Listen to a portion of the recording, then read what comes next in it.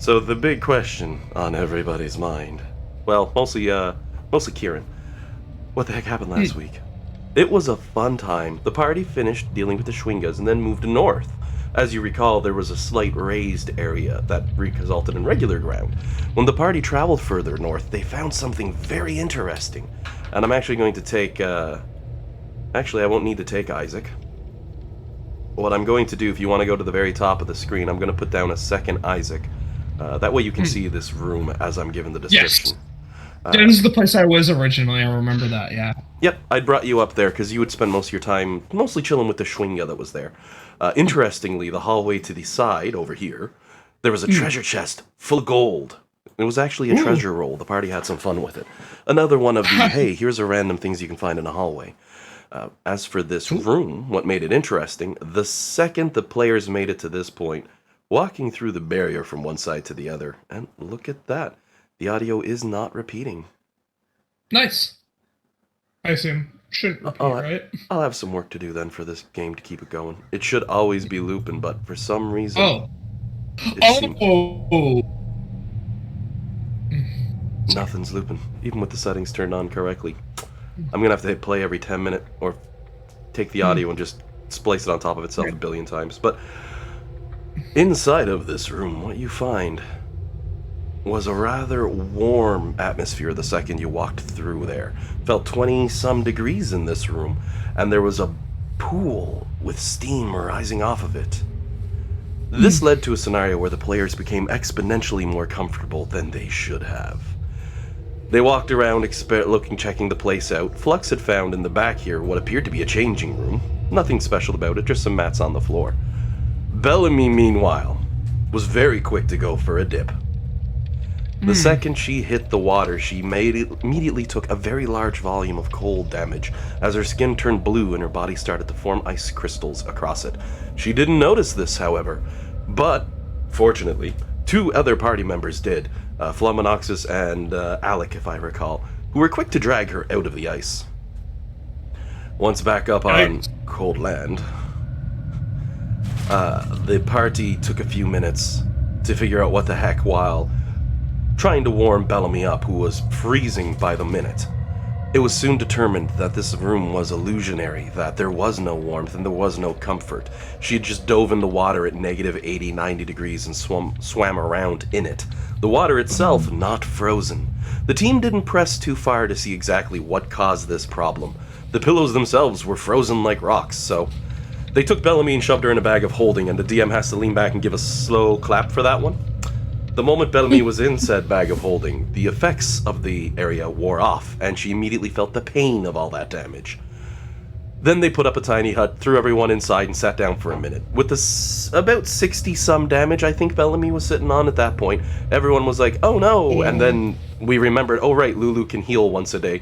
Lulu gave her back 70 health, and Bellamy was right as rain. So unfortunately, it would appear that Bellamy triggered the trap that normally Jade would trigger, because, you know, that's his job. I'm sure Dan's reading this, he leans back, gives a nod of his head with a smile, says, yes, that is my job. She's done well to not die, but almost die. Because certainly a few more seconds in those frigid waters would have been detrimental to her health. Regardless, thereafter, the party made their move further on through these floors and halls. And I'm going to cut you through a wall since I can, but this will help update your map. They'd gone in this direction where they were thinking, which way are we going to go, what are we going to do? But ultimately decided, I believe it was a coin flip no less, or a roll of a dice, for which direction they'd ultimately go in. And now I can cut through some walls without showing off. There we are. Which led them into going back the first fork that you had met as a team. Making your way south.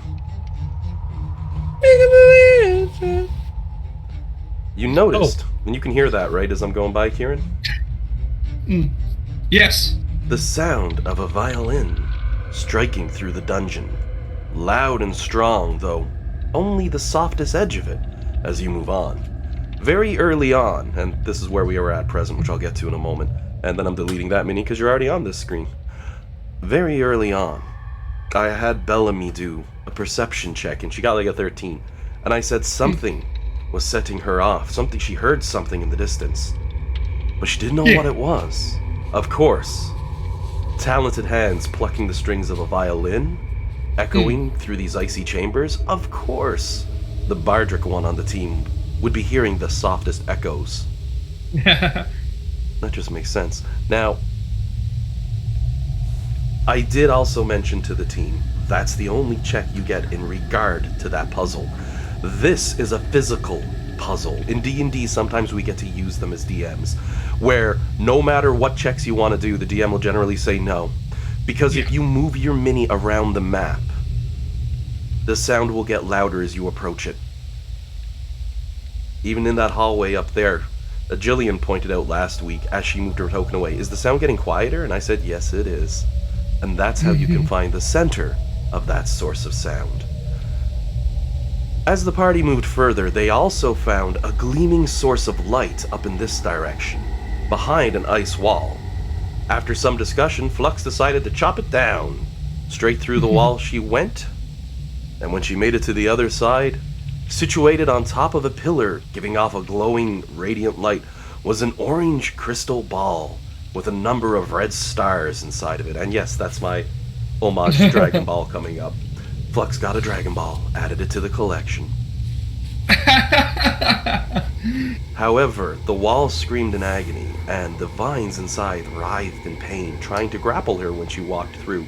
It was decided to continue on the player's standard path, which led to a rather interesting wall, which I'll use Lulu to show. Right over here. You can see through it. That's odd. That area should be lighting up. You just look at the wall structure. No, that's an invisible wall. Oh, I know what it is. It's the light.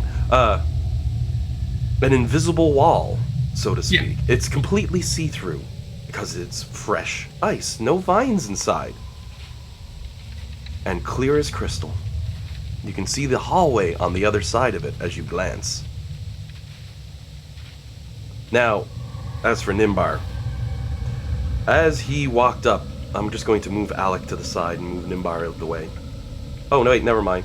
There was a doorway here. It was decided that's no good, so it was destroyed. And give me 1 sec, I have to disconnect and reconnect Discord. I do not know what's causing that hiss on Discord. Yeah. If you see me blink off and on quickly, I'm just going to say Discord 1 sec from now on. It could be the area we're connected in. I could change to a different one, but it's not worth the time. I'm gonna be right back. I'm gonna be right back to see if I can fix that because I'm hearing the hiss as well now. Yep, disconnect and reconnect. It'll go. There we go. I'm guessing since I just saw John blink, you're getting it too, hey? Oh, what? There goes Dean. Yeah, so it might be the connection zone. If it keeps up, I might switch and make sure we're on America. The USA East, I think it is. I just saw a bunch of dice fly. Oh, Bellamy's. I like those. Oh, which reminds me as well, the chat log as a friendly reminder, with a right click, you can right click the chat log bubble and it'll pop out in its own window inside Foundry, and then you can pop out that bubble using the pop out command and shrink it nice and small. I'm going to be doing that from now on and keeping it over the logged in players area so we can see what's going on as we play. Makes life easier. I might have to pull out the other dice for that. Oof. Oh, wait. That does not show. So the stairways that were found, as you can see, there used to be a door in front of it. I'm pretty sure it must have been Flux who smashed it down, but just in case, I'll double check on that because my memory's faulty for that moment. But the door was destroyed. There wasn't much to it. Gone. Gone, gone. After which, Isaac went up the stairs and made his way to the front and found a metal face burning with intensity, which compelled him, at a failed wisdom save, to insert his arm, and it would have been his hand, but he was tiny because your character was still shrinking him. So it wasn't even the hand, it was the whole arm, just slightly past the elbow, chomped clean off. When he came back, it also gave him a key for doing that, dropped it out the mouth. When he returned, Alec was quick to give his arm back, you know, give him a regeneration. Yeah. And then that probably led to 10-15 minutes of offhanded jokes. Yeah, I got to sense something because, like, after like this, I think the second or third like comment, like as we were getting ready, I'm like, something happened. Like, Oh god, even Lulu, I think, got him with one. And it could have been simple, like she looks at Flux, says, I'm gonna have to stop tugging you around the dungeon. He could really use a hand. Oh! List goes on.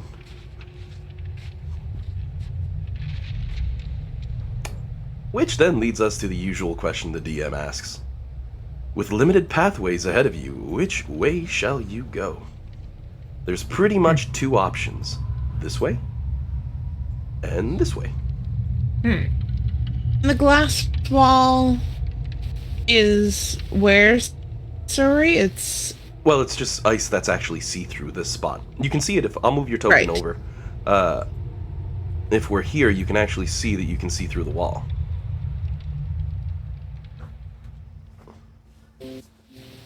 Can I try and break it? You can. Previously, it's been determined that you needed at least a +1 weapon to break through the ice of the wall. Oh, okay. And the wall screamed in pain the last time you did it. I have a +3 dagger. I don't know. I don't want to hurt the wall if it was in pain. Oh, it screeched. Never mind. I don't want to. The Forgot about that. when Nimber found the key, is there a hard to spot keyhole on the wall, maybe?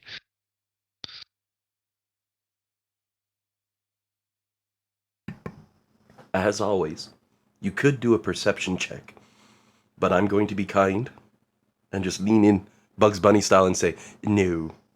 Save everybody the step. I thought probably.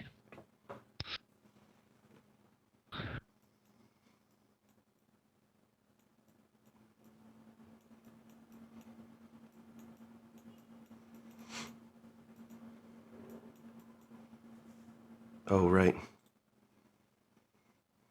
I'm gonna try something different then with the music playlist since they don't appear to be functioning correctly. Just while we're doing this, don't mind me.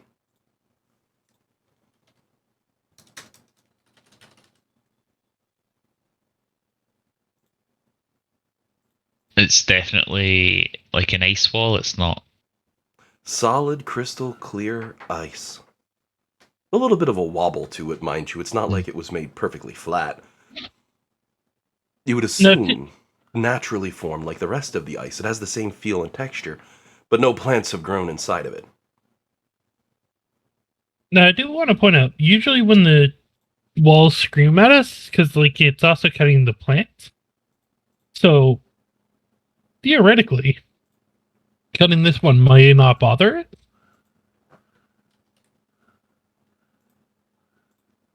That's true. No, like this is just a hypothesis. Like I have no evidence to base this on. Oh, I meant it's that's true. It has no plants in it. Yeah.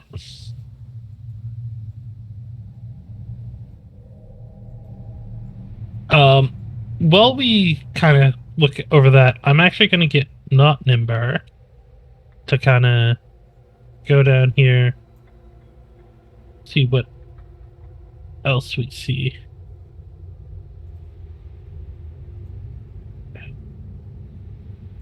Oh, you can always send not Nimbar as far as you want. As you know, it's a back and forth and back and forth. Yeah. I'd just go ahead and walk him as far as you want to go, essentially, until you want to come to a stop. Or until I tell you to stop. But I mean, that's sort of an invisible little thing that just goes, so... Yeah, I just have it scared out like around a couple corners, not super much because of the blocks my telepathic communication. So that's what we see thus far. Plus the crystal wall. So what are you guys thinking? Should we try and break this wall? Should we move on? I don't know. I would just I would go the other way just for like a path of least resistance thing, but that's my gut feeling. But I don't feel strongly. I'll just, if someone wants to break it, I'll just stand back.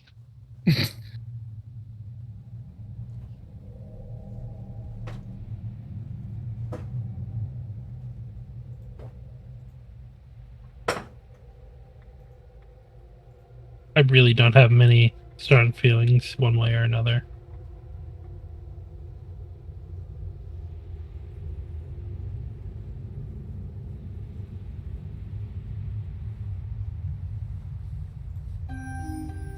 People need to pick which way to go. Oh. I would vote the not wall way. That's my gut feeling. Okay. Left or right?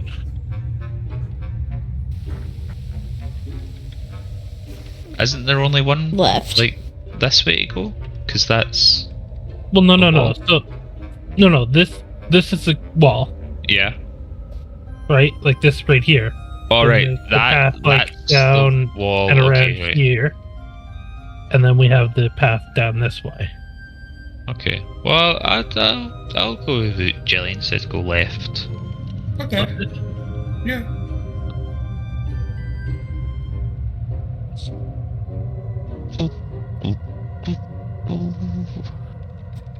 I like that track. It's got the right level of whimsy, but also something terrible will happen. Yeah. Yep. We've used it a long time ago. Anyone ever remember that track? Uh. No. Way back in the Dungeon of Mad Maggie. Oh.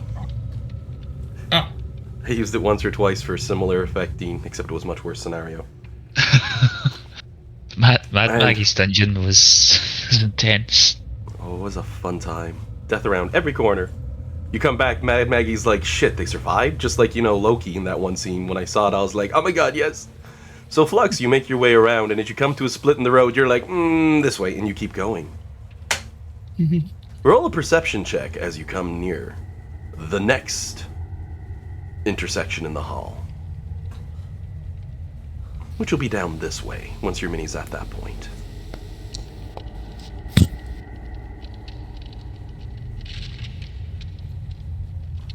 Oh, love that I I can think right I click it forgot. I think I forgot to hit the button. Oh no, maybe I didn't. It comes up, you've got 21 there. I love that I can right-click the chat log and pop it up now. That's so nice. Because I'm never on the chat log screen, I'm too busy. With a 21 on your perception, and I'm going to go ahead and move your mini just a little further forward, don't mind me. This would be the moment where your perception Okay. check kicks in. As you're peering in this new split direction that you can take, as you're about to walk past to peek at the other hallway,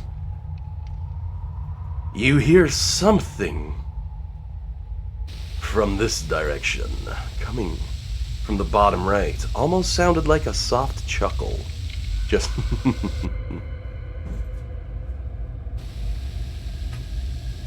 an echo on the wind. I Not will even a whisper real to the voice. party what I.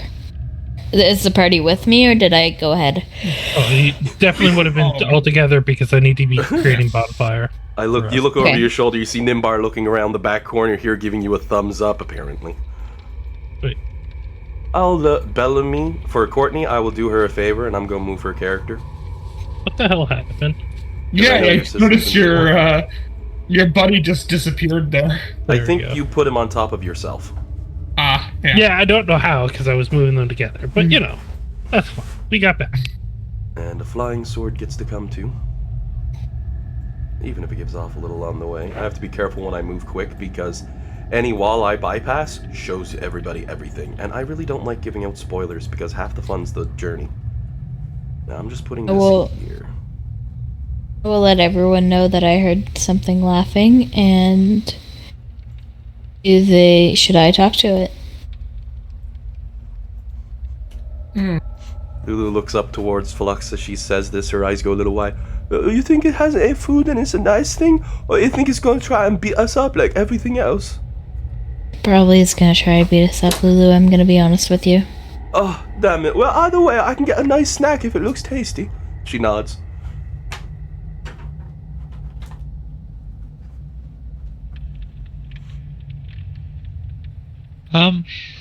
I mean,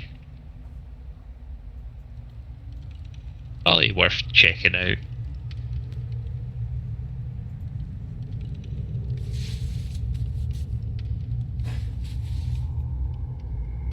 Well then, Flux. You gonna go peek around the corner and see what's what? I'll just say, hey, what's up? But you hear no response to your inquiry.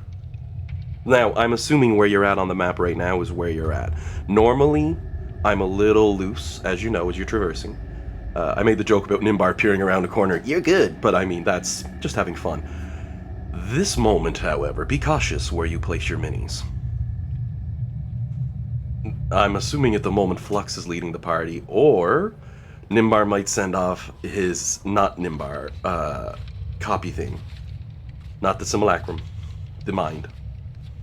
So just let me know as those go. But yeah, you've hit a moment where an event is taking place. Like, it'll pop up on the screen. Event warning. I think I played too many Game Boy Advance games back in the day. Can I do another perception check to see if I can hear, see, or smell anything? Certainly.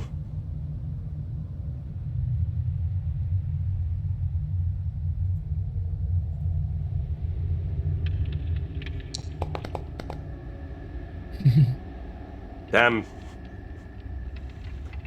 Okay, Jillian, what the hell? Perception is not your game. But okay. That's awesome. Oh, what's up, Kieran? Sorry. I saw the dice roll. I'm not actually seeing anything. Like, I did not see the result come up on the chat log. Did you check it Are you just scrolled now? all the way down on your chat log? Yep. Yeah, it took me a second to see it as well.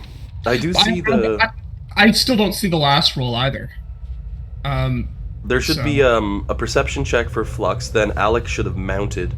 Comshag should have mounted Alec, and then it should show Flux with a perception roll of 22. I see the Comshag has mounted Alec messages. But not the next one. I don't see any of Flux's rolls after like it's Bellamy rolling a whole bunch of dice, and then it's the 2 messages about Comshag mounting Alec, and then that's my log. I just put up a test as DM, and it should push the Yeah, chat I see up. that. But you don't see the 22 perception done by Flux? No, I don't see Flux's perception roll at all. Weird. Very strange. Oh well. Yeah. I want to say that I know what causes that, but what? Ah well. It could be with the new chat log pop-up system or any number of things, but I often use that myself. I'm gonna go ahead and For the record, I see Flux's rolls. Yeah. That's odd. It might have just hiccuped and not gone through on that one. Oh, and someone did a test with Lulu. Yeah. That was me. Yeah, that comes through. Perfect. I'll So a little click glitch. Flux and try again. Oh no, you got a 22. I mean, if you want to do another roll to see if it'll No, show up I for know. Kieran. I just want to see if Kieran's gonna see it if I just type something in. Yeah, I see the test 3 message. That's weird. I don't know what would cause that. As long as I'm seeing them, that's the utmost of importance. Yeah. But if that happens again, for anybody, please let me know. Because then I'll have to look into seeing if other ones are being missed. Yeah. Oh, right. I was having Flux roll a perception check because you mentioned something really interesting, didn't you, Jillian? I said if I can see, hear, or smell anything unusual. Or smell anything unusual. Your nose twitches a couple times and you find your eyes closing as they do. You smell a familiar smell, in fact. The warm air, perhaps the trees, maybe there was a beach and water. I don't know. At this point, I'm actually overstepping my bounds as a DM. But even the warmth of bread on the air, or some form of cooking, or maybe some familiar smell, but for an instance, on the air, you can smell your hometown. I will tell that to everyone. That's... And do you have a description for where Flux's hometown would have been roughly? Like woods versus mountains versus etc.? Yeah, it was I think it was a town near the mountains. I have to double check. with that in mind, and assuming on that while you're double checking, anyone else who would lean forward and follow Flux would smell that as well. You would smell that crisp mountain air, or maybe the fresh dew in the morning on the leaves near the mountain pass that you're used to, or the rumble of the ground under your feet causing that dust to stump up just perfectly. But for Flux, especially knocking it out of the park with an over 20, and let me just hit play again on this stupid thing, because it doesn't seem to like me. I have to hit play every 10 minutes on it. I'm going to make long loops of them, but I don't like that because they take more to load. But Flux, you are quite certain this smells your hometown. The very specific sort of scent on the air. For everyone else, you wouldn't be smelling, oh, I smell my hometown from the beach. No, no, no. It's not that sort of thing. You'd be smelling the same thing Flux would be. Interesting. Do we want to send my manifest mind to scout ahead a little bit? Sounds good to me. I'll grip my sword tightly. Looks like I don't trust this. And just on a heads up, Courtney, I do see you're on mute. I mention it because I've left myself on mute a few times, just in case, as this is all going down. You throw the manifest mind forward, and as he looks around, you see something interesting. Far, far in the distance, even from around the corners where you presently stand. You have an almost clear and unobstructed view. Waves of energy, pulsating in light, emanating from what appears to be the side of a solid archway. And inside of it, something different. Can't quite clearly see it from here. You'd have to at least go into that room. Okay, before I do that, I'm gonna have him come over here. Look up here. Seems to be another little pathway. And then we'll have him...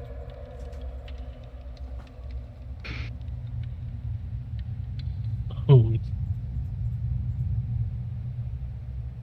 So everyone did see what I saw, right? Yeah. I did. On the map. I didn't. Oh, here. I wasn't looking. Oh, hit escape for a moment. Let me just show you exactly Okay. what... Not Nimber sees again.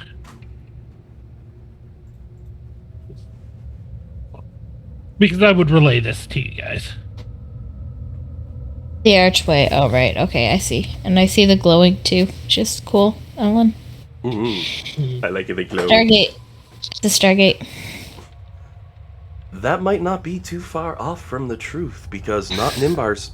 He can see something. He can see the image of something different than the ice wall behind. Scenery, but from this far back, you just can't make it out. You'd have to at least walk into the first 5 feet of the room.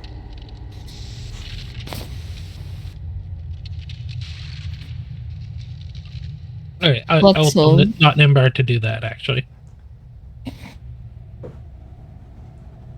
Floating in, true as can be, it appears to be a small town with a few warrior caste and others in there. You can see some of the blue dragonoid types that make up the Dragonborn of Fluminoxus's own people, and others there. And again, I'm overstepping my bounds as a DM. I'm just trying to fill in the gaps.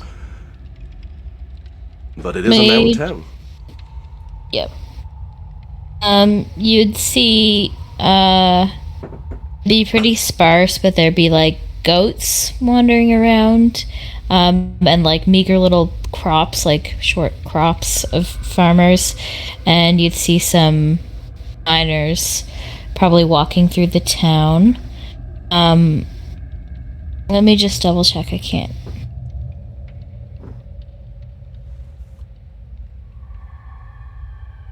Your typical 100-person, give or take, mountain town, right? Sounds pretty nice. Picturesque. The sun's even setting. It's interesting because I have it that she was born like in the mountains but was raised somewhere else. So I don't know how that factors in, but that would be like where she was born there would have been like dragons and miners, but where she grew up would have been mostly humans. So this would be like age, I don't know, anywhere from 13 to 7 and down would have been where she grew up then. And So I would say rough with that because, you know. Yeah, I would say that she probably spent her between her hatchling years to her 7, 8 ish. She would have been in the mountains, and then 8, 9, 10 on, she would have been in a human village, and somewhere on a flat plains, a wagon, sort of a transient town. Oh, nice. Almost nomads. Now, with that, from what you're hearing from Nimbar's description of the manifest mind, it does fit the description. There may have even been a local flora, maybe a plant with purple leaves, and Courtney, meanwhile, is yes, that specific to your region that he mentioned he would have seen.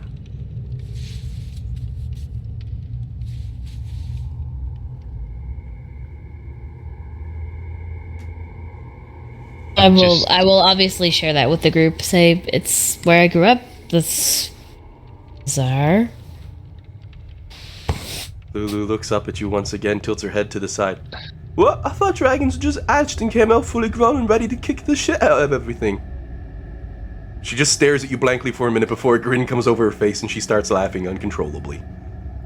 Give her a little sister nuggie.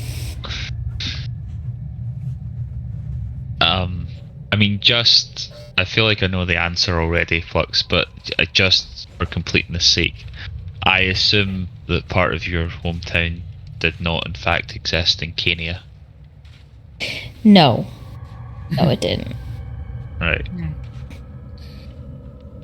Be very wary of this.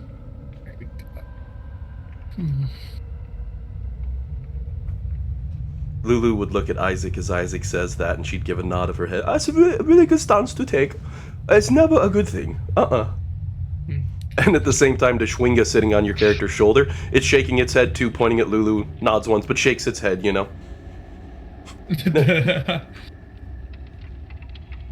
Well, you said you were sending non-Nimbar? Flux would volunteer to go. I mean, I had non-Nimbar enter here, right? So that way we can get a full picture of what's going on. Only this far, right? Yeah. Not Nimbar, By all though. means, It's like looking through a security camera. You have no interaction truly with the world. It's basically, well, we're 17th level, let's just spoil the game on the DM. I say that, but there's so many other things that can do the same effect. You say that, but I get this fairly early on. Oh yeah, no. So early. I mean, you got familiars prior to that. Who cares if they get offed? I'm sure the imp on Alex's shoulder just got offended. Yeah, He's like, he's had a rough go. He's just sitting there calmly now, well, at least I can still turn invisible. That's gonna come in real handy by the way things are going.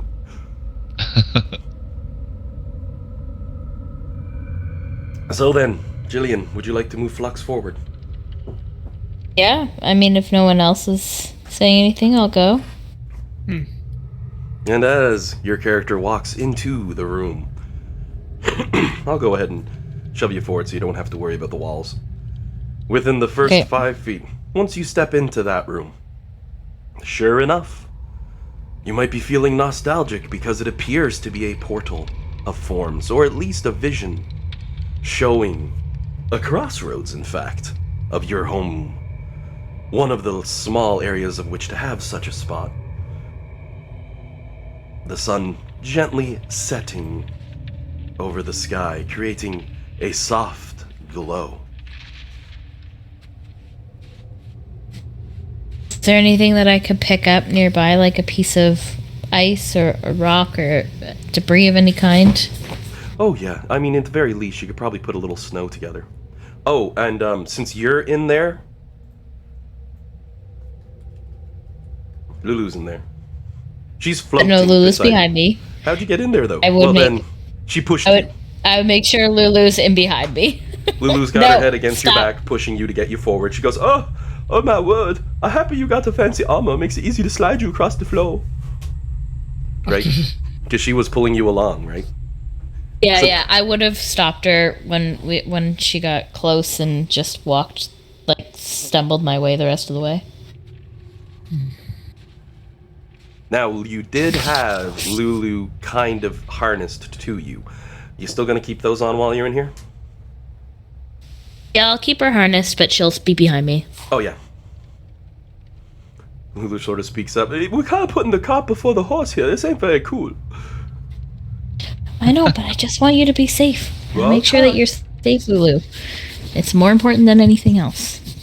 She gives a nod of her head. Oh, yeah, I'm pretty fancy with my golden fur. You can't let this get damaged. Oh. Exactly. As the group of you are lining up, and Courtney, I'll pull you your character forward. I'm guessing Chrome's probably not being the nicest to you today.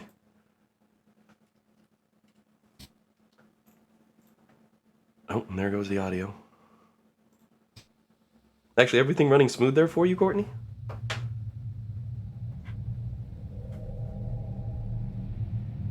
Martin, She can't hear you if you're talking. I don't know if you have a hard mute, Courtney, or if you fell asleep. She may have stepped away for a minute. We'll give her a couple, then I'll check back. She might have been having issues. She just disconnected. Oh, I just saw Can a you flick get off. Martin? Martin? Hello? Hello. Hey! Hi! I have been talking.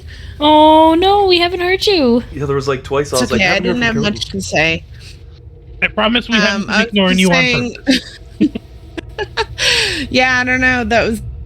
It's weird because like I don't have my hard mute on.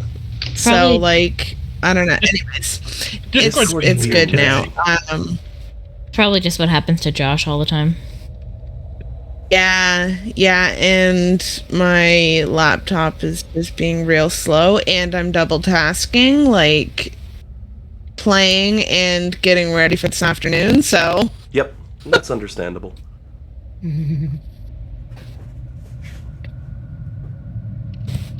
Okay, so, Isaac, you're faster at this than me. Why don't you cast Detect Magic, bud? Yeah, I cautiously approach because I have to be within 30 feet, I believe, and I'll tap my staff and cast Detect Magic, see if I can get like a School. some information out of this. Yeah, Yeah, so we'll have to get you about this close. yeah.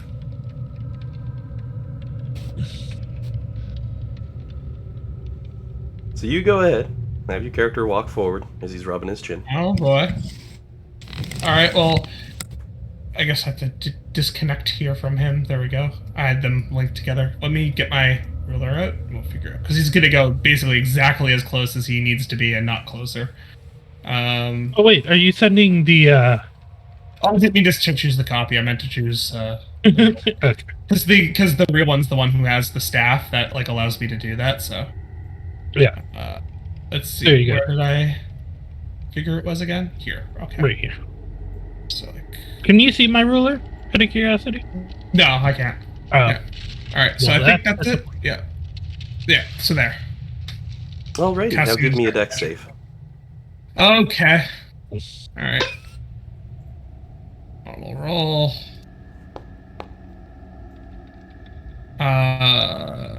It's not showing my results. I'm showing 11.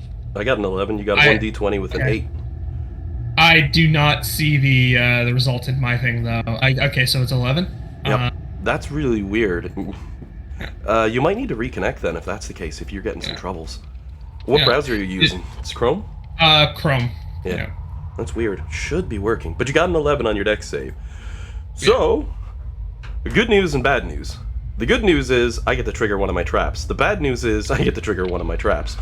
Because as Isaac walks out onto the ice in front of him, you once again hear a soft chuckling as all the floor gives way beneath your character, and the ice breaks apart and you fall. I'm gonna Oh. perform a chronal. I'm gonna perform a chronal shift Okay, as a reaction. So I re-roll my save. go ahead. Hopefully this goes better. Oh, but what is worse is what is inside. 13, your character's still falling. All right. He's falling. I have a reaction to that. Oh, you go right ahead.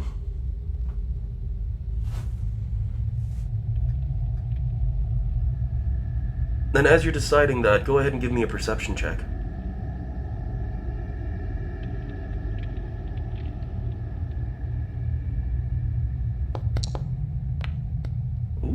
Look at that. Good time to get that nat 20, because you notice the entirety of the bottom of this area is solid stone, and a white-hot flame, pure white, burns across all of it, from one corner to the other, as you see him falling. The flames itself reach 10 feet up, and he's only got 20 feet to fall. Okay, and sorry, let me read for the fall. Alright, so. He's falling slowly, Yeah, but he followed. 60 feet per round, so he wouldn't take fall damage. Alright, but does that mean I can also use my action and movement in this turn? Oh no, he's falling. This is a reaction. Things like that at best. That's what I thought.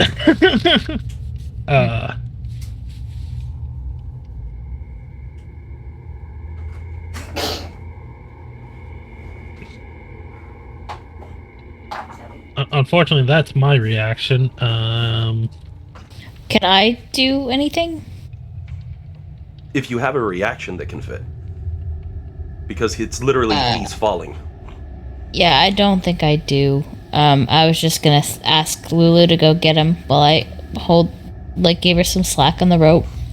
I don't know if I can do that as a reaction.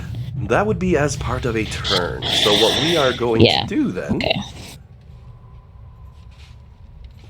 Let's go ahead and get an initiative order on the roll here. It's gonna be painful. You're resistant to fire, aren't you? Yeah, but it's white glowy magical fire, so hopefully. Yeah, I know. I just trying to stay positive here, Kieran. Anyone is more than welcome. Because, Flux, as you look over your shoulder at Lulu, the look of abject horror and terrified on her face. It's like none you've ever seen her displaying before. Everyone is more than welcome to roll a knowledge arcana or a knowledge history check. Yeah, I rolled through the wrong thing there. It did add it though. It did add it. All right, so I'm going to roll a knowledge arcana. Can I roll an arcana? The other one. You're more than welcome to. It's literally what does your character realize? Is there any difference in the DCs? Because I've got a meager +1 to both. Oh, for God's sake. You said history for the second one, right? Arcana or history. And what I usually do with these checks, Dean, I'll say you can roll this check or you can roll that check. Usually the ones I say later are the harder checks, but I say them in case people have really high skills and stats. Oh, that's a lot of things. I'm like, oh no, okay, no, it's not showing it. Damn it, I was hoping that would fix it. All right. I'm still not seeing the roll. I'm not seeing the results of any of the rolls anyone's looking. I see everything else. You may want to refresh the page, but. Well, then we're going to be back in about 15 minutes, probably. Yeah, it's just like everyone else is showing, so I'm very confused why yours is. All right, I'm reloading.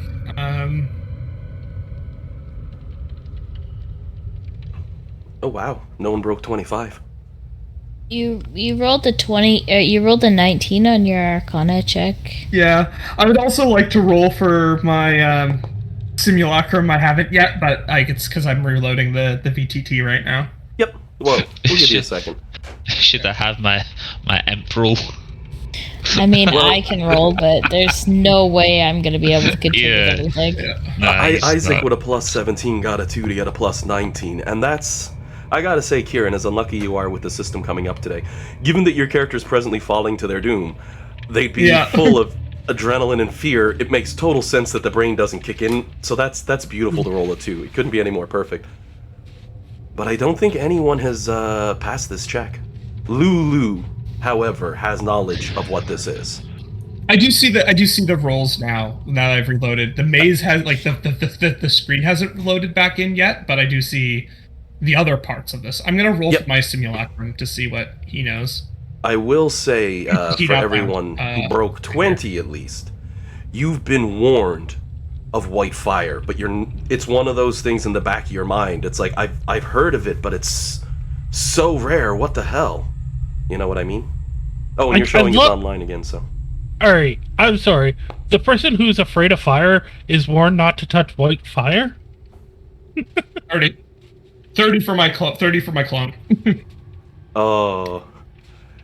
Isaac Copy holds a hand in front of his face as he says, Hellfire! Oh no! You've heard rumors, and the word Hellfire is enough to trigger memory in those of you who rolled above 20. Hellfire, an exceedingly rare form of fire, a byproduct, in fact, of the 9 hells. Incredibly powerful, obscenely dangerous, and apparently even dragons fear it. Isaac is falling into Hellfire. Oh, that's not good. Isaac isn't a dragon. Specifically, Isaac has fallen into Hellfire. Because, immediately as part of the turn you drop. Though Nimbar, you used Feather Falling on him, right? Yeah. And let me just get the sound going again, because I don't know why the loop isn't working. That is the weirdest thing.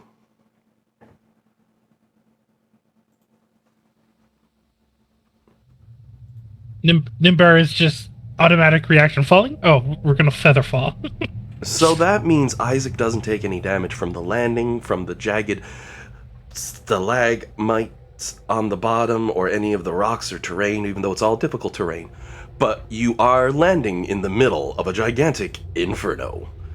So let's see what the initiative order is and see how unlucky you are. Are you on top? Oh god. Both of you are on close top. on top, yeah. See, I need to... You can see why I partially aimed this at Lux since she triggered it, right? It's like, oh, this is gonna hurt. Wonderful. I'm considering options right now because I do have a couple of... Lulu, despite rolling a 7, I will say she's flying as fast as she can towards you. That's her thing. Flux, did you get a roll for initiative? You did. You got a 7, but it didn't go in. Yeah. I forgot to click my thing. I'll So, put that in manually. I believe I should be able to do this. I'm going to clarify on the right, but I think I can save myself with this. I think other Isaac can save myself with this. If we look at... Ooh, Bellamy! Spell. Looks like Courtney's up first. Oh, So- okay. Aw, shit. For all of you who asked, can I do something as he's falling? Courtney, since Bellamy beat him on the initiative roll, yes, you can. You have full actions, full everything. He's still falling. So, Kieran, that insanely high initiative that you usually bit you in the ass a little bit, but you might get saved in the ultimate second by Bellamy. If Bellamy can't save me, I'm pretty sure I actually have a way to save myself using the copy. So... Well, Copy goes first, so that might be fun. Copy goes first. Ow. Excuse me. How far away is he? He is almost 30 feet on the nose from where you presently are. Now, it's really wonky for you to run it, but 5, 10, 15 into Lulu's space. She's flying, though, so you can duck under her because she's smaller. I'll let it go. 20 to move diagonal into the next space, and then 25 would bring you to here. I'm really pushing it, but we did say you can go around corners now. I've had enemies do it, and you've done it to enemies, so that's an okay maneuver to get 30 feet to here. The only downside, as all of you might recall, is that you don't have your full movement speed due to the fact of the floor being pure ice and absolute hell. It is treated as difficult terrain, so you can only move 15 feet on it. But that's still enough to get you 5, 10, 15 to here. That would be the maximum you can move. She could go into the spaces of the sword because it's just representing bonfire. Oh, right. Then she doesn't have to share space with Copy Nimbar. I do Copy not Isaac, think that- I mean. Oh, he's back here on my screen. Copy Isaac. Yeah. Oh, really? He's Hold on. right Yeah, here yeah. for me. Did this He's update for you? Was right He's there here. for me. Yeah, he moved now, but that's where he was before. That happens. Sometimes icons don't update where they're at. It's why sometimes you'll see me grab an icon and do this with it a few times. Okay. Just to make sure it's in everyone's space. So he's 30 feet from me, you said? As Less of than right, that.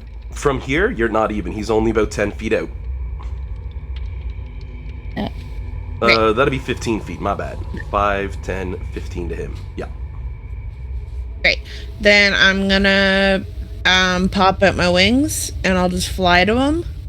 Oh, that changes everything if you're flying. Because your wings give you, is it a 60? No, it's only 30 with my wings. Now with a 30, you can start back here and get much further. 5, 10, 15, 20, 25. Grab him. 30. That would be the absolute max, but you're grabbing him and basically jumping back to the edge and slamming him there, using your action to grab him. Yeah. Technically, you're using your action to do a grapple check on him, and he's choosing to fail, and you're catching him like that. This is more And you're important. choosing to fail. I'd like to think that I gently scoop him like a little princess and bring him back. I wanted to say it, but I wanted to see if you would first. I'm gonna be honest here. Kieran, as your wizard goes, and you see your life flashing before your eyes as you look down and see hellfire. You know what hellfire is, because, I mean, if... Actually, yeah, you know, but the copy doesn't. Oh, wait, that's initiatives? Where is that? Oh, right, you don't know, but your copy knows, so it's screaming hellfire. Then you know, but it's all good. You see the arms of an angel catches you. You look up and it's Bellamy, and you're like... Right, you have wings. In the arms of the angel, fly away. But you land. So I'll with just safety. grab him and, yeah. I didn't even need to begin the combat on this one. I'm just gonna go bam, and it's over. So I'm back on the ledge. No, thank you. You got like your arms on the edge of the ledge looking down. Some random bauble that you have as a wizard falls. You know, it could be anything. It hits the hellfire and it's extinguished in a half second. You notice on top of your head the Schwinga is shaking and holding on for dear life. Yeah. You look terrified. When we're settled, I'll give the little guy like a pet to kind of, let him, try to calm him down a little bit. I'll look at you expectantly, like I deserve a pat on the head as well. I'll give her a pat on the head. Thank you. Just for a moment, and then he'll, give her the... By the way, if you guys were curious of what I was going to do, my simulacrum has Wall of Force prepared. I was literally just going to put a floor underneath Isaac so he could just, like, you know what I mean, land on it and then get off. Oof. It's not a really high level spell. It's a 5th level spell. It's up there. Right. Yeah, it sucked to use up because it's a nice one to have, but definitely better than dying. But I'm glad Bellamy saved me that, because that saves me a 5th level spell slot on the simulacrum, which the simulacrums never get their spell slots back. So Ever. That's why I was surprised you all did the spellcasters instead of the frontliners. It's like, I mean, having the extra spellcasters is great and all, but they burn out so quick. See, the cheese behind it, though, is the fact that with Wish you can ignore the costs and the time to cast it, which means if the simulacrum dries up, you just wish a new simulacrum. Yeah. Yeah, so... Did you mean, though, that you were surprised that they copied themselves instead of, like, Flux? Yes, we could make another Flux if we wanted to, mostly, and yeah. if you had extra that's what I weapons, thought. we could make you an extra Flux, give it weapons, and then it would be a second Flux with half the health, basically. A copy My worry Flux about that is, has more health than everybody else still, except like Nimbar. Basically. So, you know. Yeah, my only worry about that is just the fact that it's hard to restore the health of simulacrums, and Flux being a front, because I thought about it, right? But Flux being a frontline fighter typically gets beat up a bit more, right? So Temporary health. Load them up with temp yeah. health. That's the secret, but I didn't say that out loud.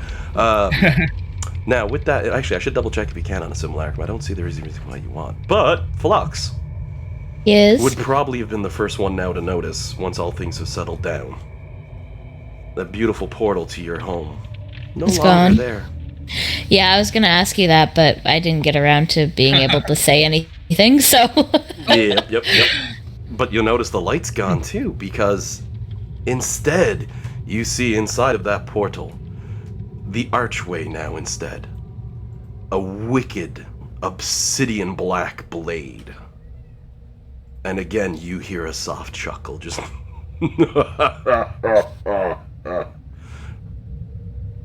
Does the laugh sound familiar at all? Nope. But it echoes forth from the sword as it says, "Almost." I almost got one. Damn. That would have been lovely to see.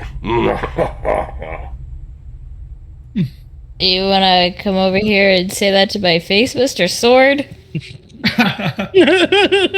I'm pretty sure I just did.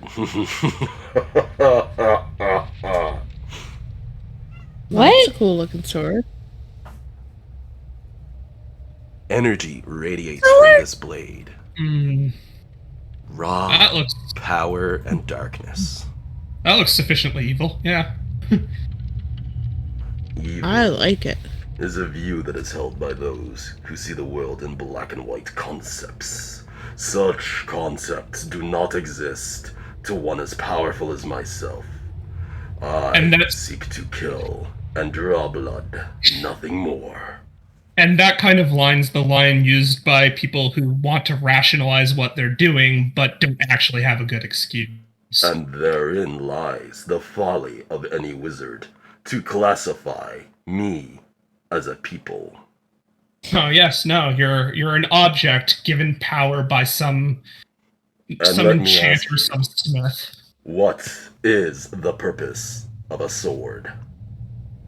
To kill.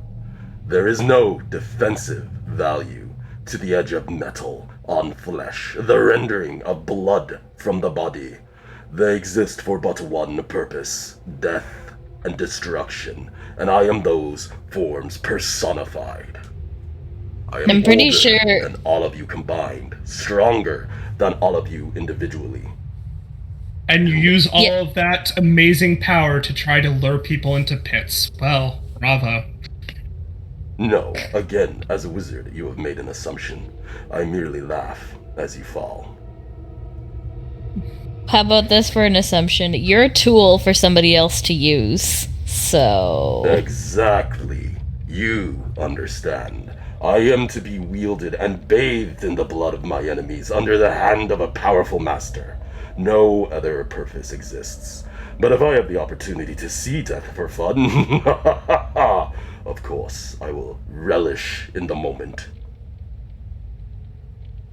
It's in the middle of the archway, right? Like it's right here. It's floating there in the middle of the archway, where once a portal to what you saw as your home was, is now gone. Whatever illusion had been placed there is gone. So I'll say, so you're just gonna sit there and laugh at us and wait for somebody more powerful to pick you up. You've no purpose but to wait for a master. Do you not believe you have the strength to draw me up? Oh, I'm sure I have the strength, but I don't have the toilet morals that I think are required to wield you.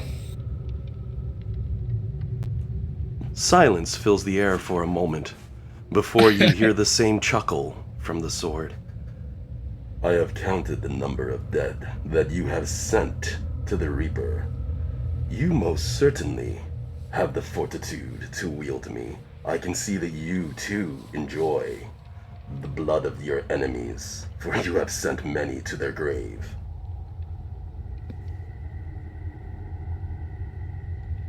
So are you... Sword, are you asking me to wield you? Are you want me to wield you? You want me to wield you?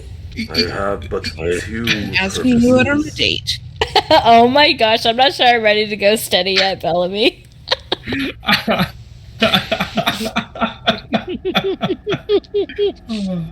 This world was one that I almost ate the power of. I nearly slayed the gods. I was abnormally close while I was wielded by my lich master. His strength rivaled the gods, and they struck him down for it. So yes, I desire vengeance, destruction, and blood of all the recreations on this world. I desire you to become strong and to rule over this world and draw upon enemies' blood with my blade, for that is my sole purpose, to kill. Could I make some form of knowledge check with the information he's given us to see if I know, like, if there's anything that, like, references this guy? You're all more than welcome at this point to do a knowledge history check or a knowledge religion check. Alec was gonna ask him, what's your name? I'm gonna do it twice, once for each Isaac. Where's history? I might have to start reviewing that and maybe just say you put your heads together and you get advantage. Yeah, that might be the more sense. I think, what is it? Copy Isaac rolled better than normal Isaac. Isaac's probably still a little shaken up and also slightly cross at this sword.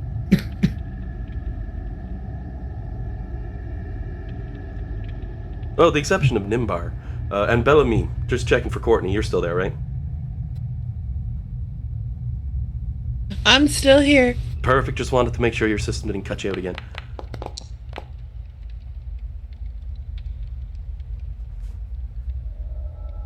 So then, as a few of you may have been able to deduce, wouldn't have jumped to Alec or to standard Nimbar. You do recall a story in the history books.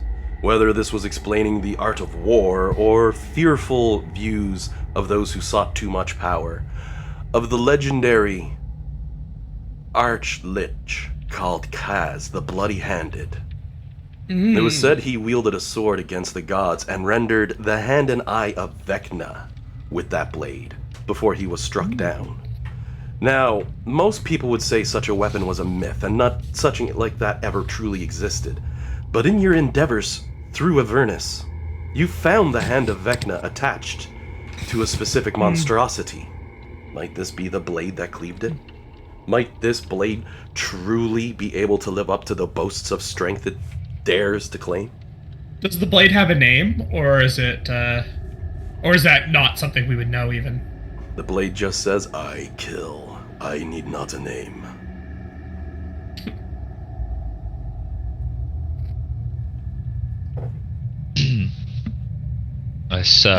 I mean, this sword seems like bad juju. It sure does. It's so Evil Sword wants to bring ruin to all of the gods' creation. Might not be a good idea to take it with us. Yeah, I think I'm gonna take a hard pass there, Evil Sword. Enjoy your time here in your pit and everything, and I hope to never see you again. Should we put it in the bag? I with an artifact of this level of power and sentience, I worry about the idea of even bringing it from this place. Is You so There's still- and yet you reek of Vecna's horrid stench. Tell me, have you met the Arch-Lich already? I can sense their power has touched you prior. We met his hand, and the being that it's now attached to. Ah, yes. Crazy mortals in search of power by any means they can find. Well then, if you have no need of strength and power, be off with you. It is irrelevant to me who draws me up, just so long as I may kill. So is there still fire in the pit? Oh yeah, hellfire burns across the bottom of it. Just kind of whisper to whoever's nearby, what if we try to throw the sword in the fire? I will admit, the thought crossed my mind. And you hear the sword even speaks up. You are audacious lot, and I find some comedic aspect in that. But I am entirely indestructible. Hellfire will not harm me. You may Even throw the- me in, but I will survive. Even Eternal. Yeah, perhaps anything else that tries to reach you, though, will burn up in the process, so you But might just have to imagine- sit in that fire pit. But till the the end of master who time. has the power to draw me out from such a hell. The wrath they could undo to this land. Cool story. Are we walking away or are we throwing him in the fire pit? I'm kind of done talking to him, guys. What do you think? Even now, Sword. Even the Great Tarisk isn't completely invincible. You should know that. Why don't you I try bet to there's a way to wish me destroy you away somewhere. and see what happens then? I will laugh as your futile magics reflect off of my blade. The ebony blade that you see before you has no equal. I exist to kill. Should you wish to kill, take me. Should you wish to not kill, leave me here. I am indifferent. Kids are very indifferent. 5 minutes ago when you were practically begging me to wield you. I'll kind Of of... course, you are strong, but you have apprehension. I do not need the hand of someone who is not willing to kill. As I say, we just leave him here. Yeah.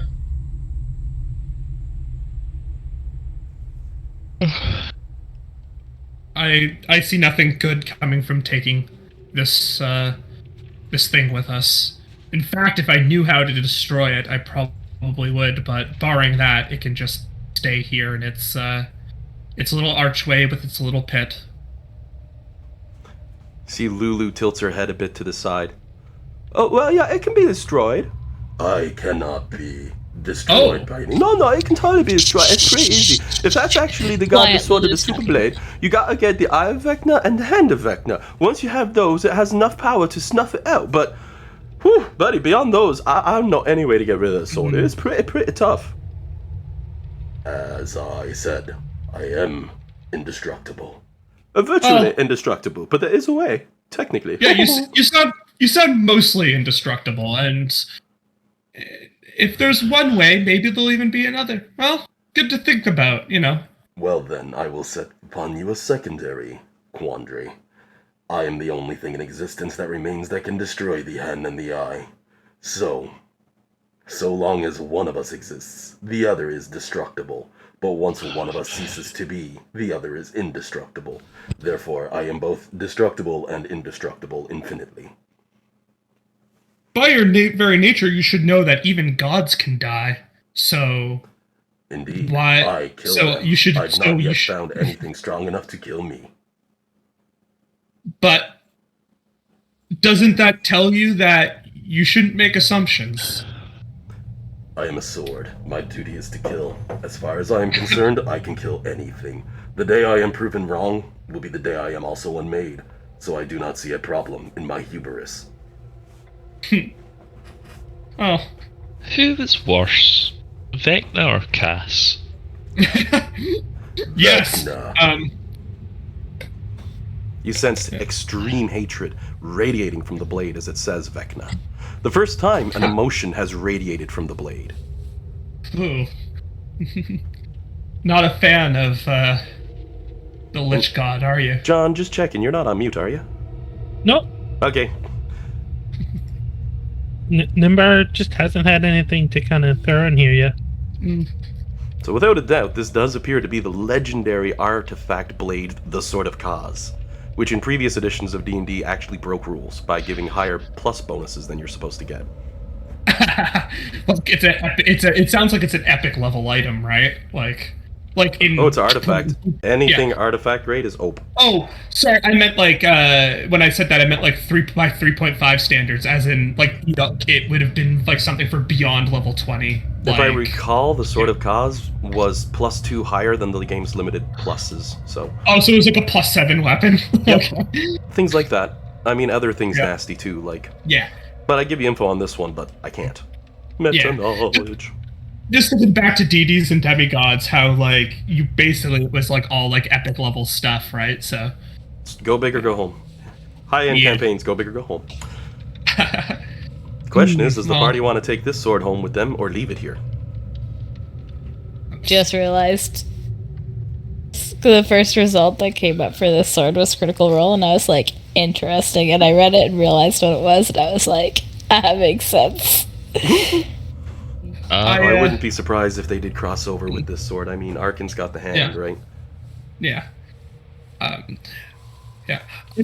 Isaac objects to taking the sword, but Isaac's also somebody who has a sense of like he believes in like morality with magic, that like things, you know, like this is like these types of powers should be used for like, you know, the betterment of the world kind of thing. So he would always be opposed to this kind of thing in general, right?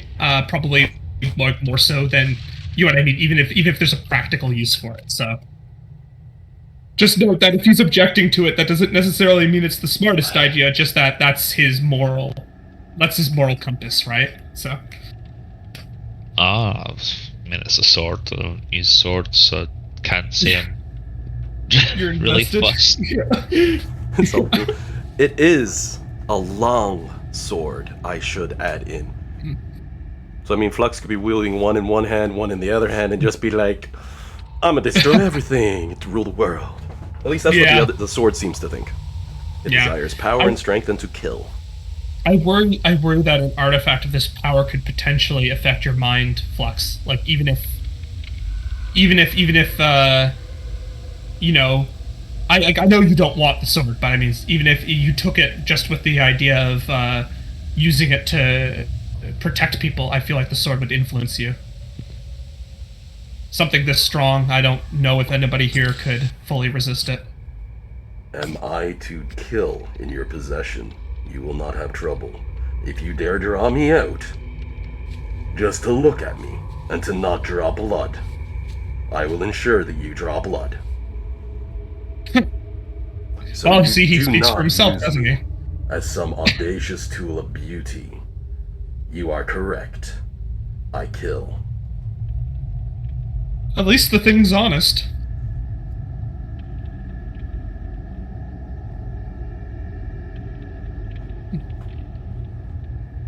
I guess the decision really falls on Flux's shoulders, though, if she's the one who...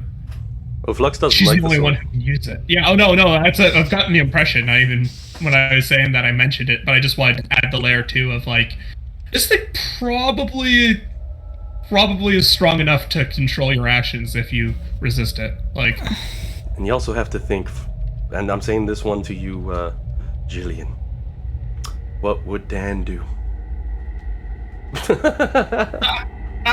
trouble for everybody. I mean, I know he would take it. If he was here, he'd probably take it, but I honestly can't be bothered. Like, I don't know, maybe I'm being naive, but like, I guess if Dusty took it, evil Dusty got a hold of it, then it would be problematic. Alright, well... No, don't... Oh, God damn it. DM making notes for later. No. It has swords. How do I get across? Okay, what's my... I can't run and jump because of ice. I could make a walkway for you to cross, or I could help you across, but I need you to be absolutely... Like, I'm kind of against the idea, so if this is a decision you wanted to make, you have to be absolutely certain of it.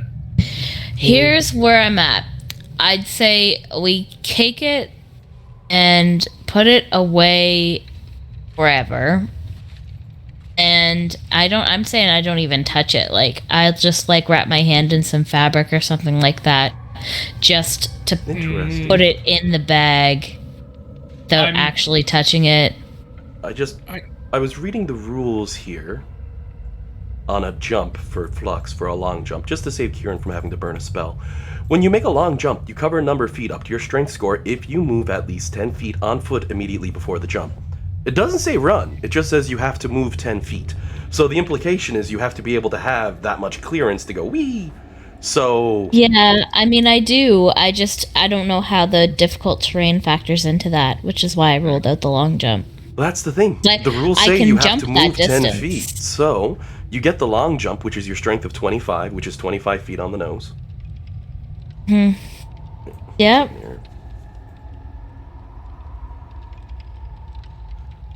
Oh, never mind. You'd have to clear 30 feet. Yeah. You come up 5 feet short. It's close. You basically be landing here and doing an athletics check. If you're jumping into difficult terrain, it's a DC 10 Dexterity Acrobatics check to land on your feet, otherwise you land prone. That difficulty may be upped given the nature of the damage here, but it most likely would not break 20. Yeah. Right. So I can't clear it. I thought I might be able to. Yeah. All right. I will say, like, meta knowledge, you do know that Isaac has ways of getting you across Nimbar too. But, like, again, it would be a case of, like, I know at the very least for Isaac, you'd have to convince him that, you know what I mean, this is a good idea. So, Jillian, to confirm, you do want to take it and put it in the bag of holding at the very least? I don't want to wield it. Just want to keep it away from anybody else, like Nega Dusty, who could. That was my only purpose of retrieving the sword. I am happy to leave it and walk Nimber- away from it forever. Nimber's gonna tap your shoulder, and you'll feel Mhm. light on your feet. Isaac, Alright. Isaac will frown, but he won't do anything to you and I mean. Really, Okay, I'm just something's gonna not much ignore on top. that and go get the sword. I have a bag of holding, so I'll put We it in my own cannot bag. hear you, Courtney, if you just use Lulu to talk. Yeah, I assume that was from Courtney. Alright. Yeah. What's Courtney trying to say becomes the question. Cannot hear Courtney now. We'll give her a sec. She might have to disconnect and reconnect. Oh, she still has her wings. But she Oh, probably can't draw the sword. Like, I assume if the sword was talking about like the worthiness factor of, you know what I mean, being able to take it, right?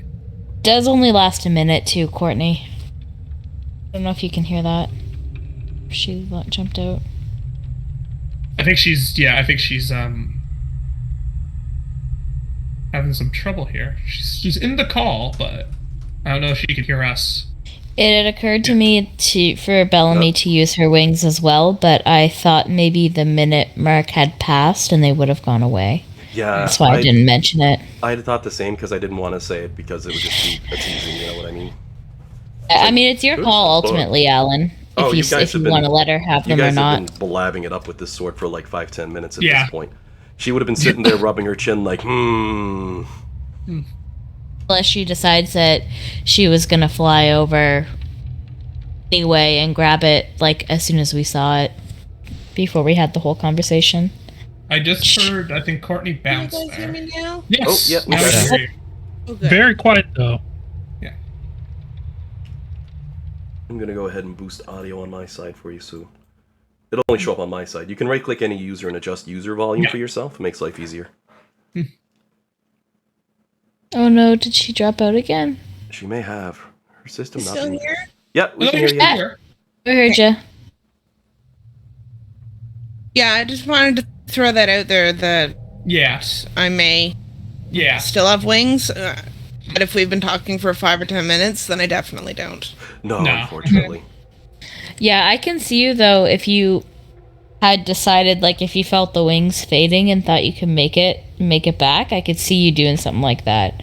But ultimately I would say it would be Alan's call. I'm a little Yeah. indifferent on it. I mean, if you wanted to say, as the minute was up, you flew over and grabbed the sword while everyone was still talking, and they're like, so are we going to get it? And Bellamy could be holding the sword if you wanted to do that. I probably would have waited to see if people wanted to get the sword first. Yeah, and it took about 10 minutes to get to that decision, unfortunately. Otherwise, you totally could have, but... Thank you, Yeah. Courtney, for offering. I really appreciate that. Oh, yeah. Yeah, no worries. Bless Right, it. well, I'm getting ready. yeah, I mean, if Flies cast it on me, then I would have flown over and grabbed it and shoved it in my bag, closed And- it. The moment you wrap your hands around the sword, it comes free of the archway without any trouble. However, unlike most magical items, the sword pulsates in your hand. And you could tell immediately that you could bond and attune to this blade in an instant. And not only that, unlike most magical items, this sentient magical item in a single pulse tells you exactly what it can do, what it's capable of, and what power it has. You understand it as well as a wizard who casted the Identify spell on it. And I'm just going to give you a quick message to the direct link to the D&D Beyond page for the Sword of Kaz. If you wanted to take a minute to give that a read, no, the sword is not attempting to corrupt you as you pick it up. And no, it's not attempting to dominate your will in any way. You draw out the blade and it just says, "Wonderful. Who shall we kill today, master?"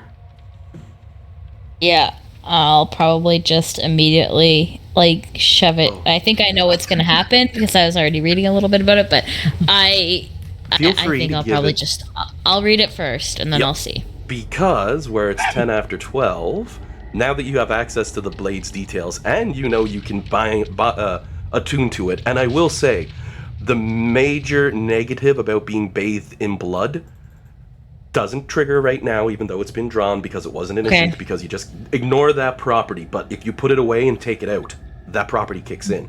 So watch out for that. Okay, that's what I was wondering about. Okay.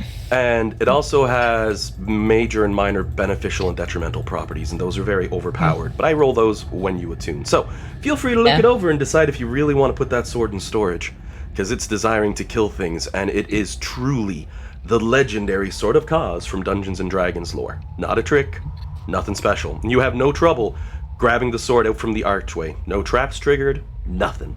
It was seriously just floating there.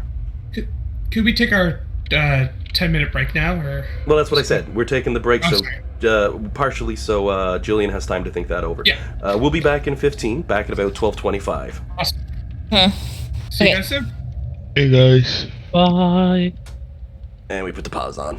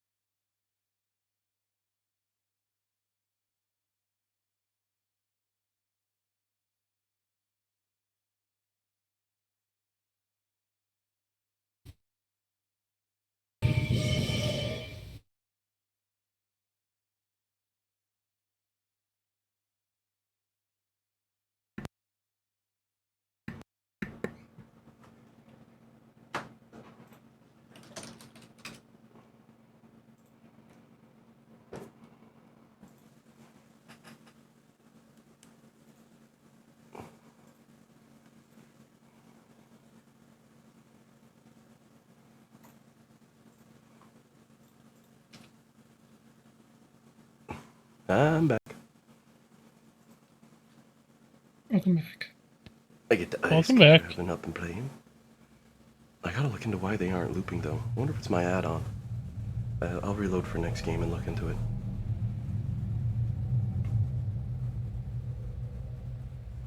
I was out at the store the other day. I was just getting some random stuff, and it was one of those random stores.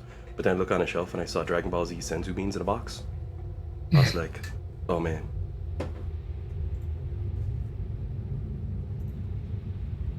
I just got a picture of them. Throw them up. My file is too powerful. Oh.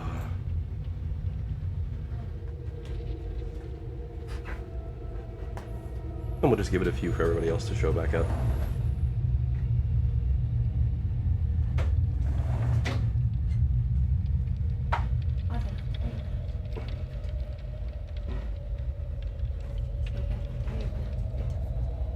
Wait. Oh, that thing's picking up my mechanical box.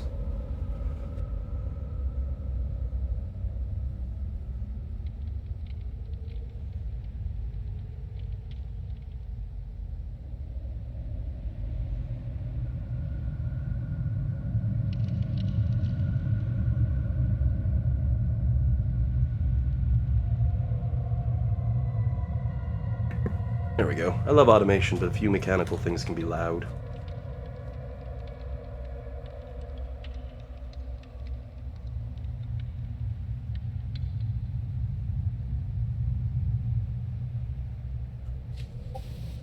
There we go. Jillian or Dean, either of you back yet? Back. Huh? Hi, Courtney. E. I believe we're still waiting on Jillian and Dean.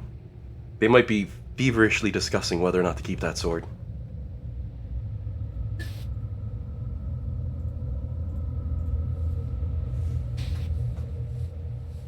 It was perfect timing for the break, too. I was saying earlier we're playing Conan on another server, and we're running the server ourselves, and my buddy just messaged me, and he's like, could you reset the server? Apparently we're stuck on Infinite Purge, which basically means, you know Tower Defense where you get attacked by enemies? There's a mode like that in this game where they come after your base. For some reason we triggered a glitch and it wouldn't stop. So... he's like, could you do a reboot? It might fix it. So I did. Hopefully it will help some. I'll know soon enough.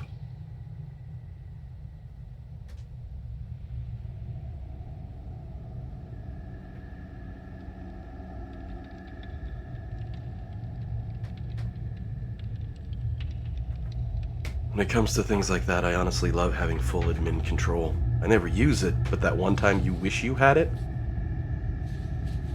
it's like, I'm glitched into a wall and the stuff's stuck into the side here and I can't do nothing with it. Like, ghost mode, here, done. Do you have senzu beans? Yeah, I got Senzu beans. Hey. I saw them when I was going through a store and they were like $2 and I was like, gimme. What store was it? Probably Spencer's. I swing Yes, by... where I'm going. It's a good time. I don't suggest going to the back corner where they keep all the fuzzy Disney stuff. Like, I went there and I got, like, for Sandy, a pair of Stitch slippers that are adorable, and I got myself a pair of PJ pants that are Dragon Ball Z style. They're covered in kanji and all that crap. I don't know. There's a Goku symbol all over it. Well, Kinkai's, I think, but I'd have to look at them now. But you know what I mean, like... Yeah. It's my geek store for sure. Oh, and there's Jillian. We are all good to go. Alrighty, Jillian, I've left you with a tough decision for Flux. Right. So what Flux is going to do is she's still going to put it away, and I think she's just going to keep it as like a Hail Mary that she's going to keep in the bag holding in case we need it. Oh, Dean made a really good point. Oh, go ahead. I should clarify on that blade. It says it crits at 19 to 20. Do note, even though it has Vorpal Blade add-on as well, you need to roll a 20 to trigger the Vorpal. We determined this prior, but since that's a weapon that crits on a 19, I just wanted to point that out just in case. Same rule. So if I roll a natural 19, then I get a crit. Yep. Or if you get a 19 overall, you or a natural 19, you get a crit. Yeah. Oh my god, the brain kicked off for half a second. But it doesn't trigger that Vorpal insta-kill. Like, I will say, as you put the blade away, you feel its disappointment, and it just says, Oh, we'll kill together someday, I'm sure of it. God, you're clingy. I desire blood! I want the blood! Hands in the bag. Bloodthirsty. You knew the second your hand wrapped around that blade, and as you're putting it away, it desires power and it desires blood. And you know, if you drew it out and didn't use it to kill something right away, it would make you kill, unless you pass your charisma check, but that's not easy for most fighting types, so the blade has a bit of an edge there. For those curious, I'll go ahead and put a direct link under handouts to the blade. It's under the D&D Beyond, but they do a really good job on the Sword of Kaz. If you're curious of the stats, I re-roll the random properties of the blade when it attunes to someone. Do note, however, those are your attunements permanently. If you unattune from the blade, someone else takes it, and then you attune to the blade again later, you get those old penalties back. Not new ones. They're bound by the soul, in my opinion. It's a fun way to do it that way, so there's at least a little bit of such. And as near as I can tell, reading through the way they designed it in 5th edition, it's a bloodthirsty sword that absolutely hates Vecna. And be like, I will destroy Vecna. And that's it. So, putting it in the bag of holding, no trouble for Flux on that one. I will say, however, that cool instantaneous auto-attunement, that won't happen again if you draw up the sword. Yeah. Looking at the archway, you can sense something special about it, and spellcasters looking at it, you can sense magic on it, and of course with enough time you'd be able to quickly figure out that's the purpose of the altar or archway. You can take any single piece of equipment that you're attuned to, set it in the archway, and it will become unattuned to you and be in stasis there, so that you can pick the weapon up and immediately become attuned again.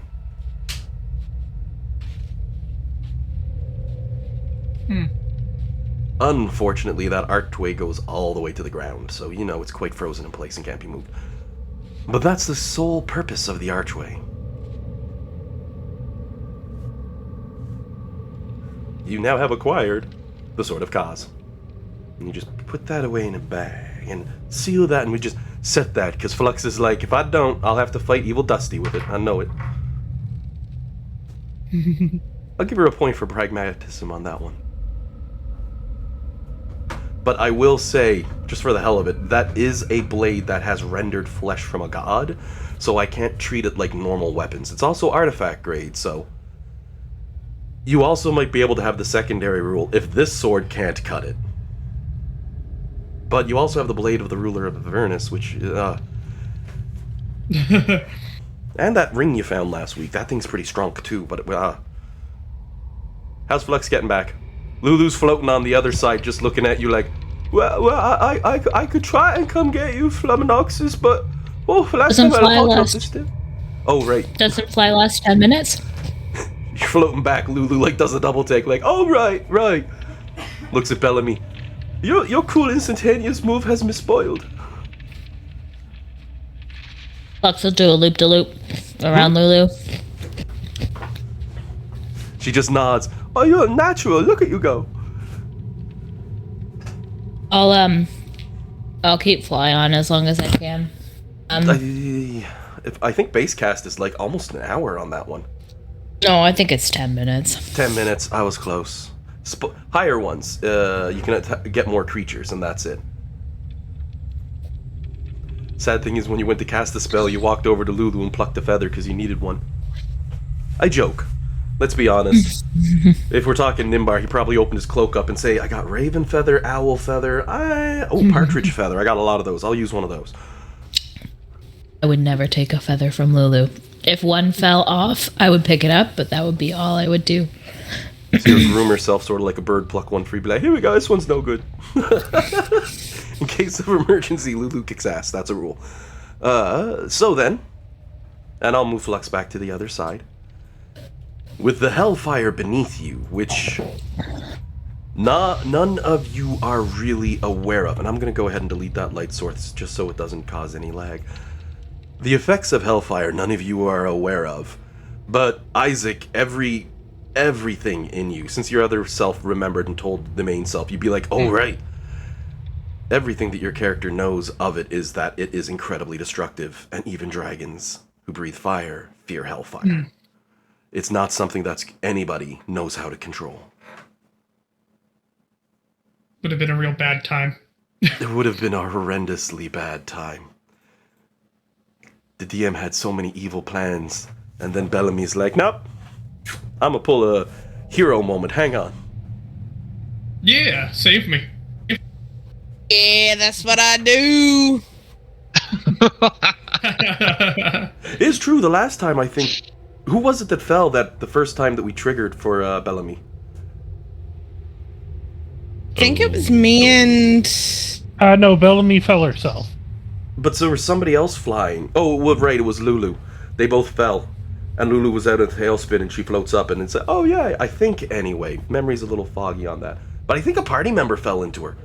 I'll have to look at the video because so help me if it was Isaac, this is becoming habit. It could have been because you might have been changed forms and climbing. I don't know. I gotta look that one up now. Was it Rhea? It was Rhea. Yes. That's why we Makes couldn't sense. remember. They're not here anymore. Aw. But that's what it was. Yes, that awesome moment. I remember now. And then Nimber had to go over and explain it to her. Everyone's like, what happened? Nimbar's like, I've seen this once because I'm 350. Only one time? Yeah, you're rarer than I am. Oh. Well then, with this piece of the maze completed, where to next? So we've not been this way, and we've not been this way. I guess it's a left or right question, I guess, again.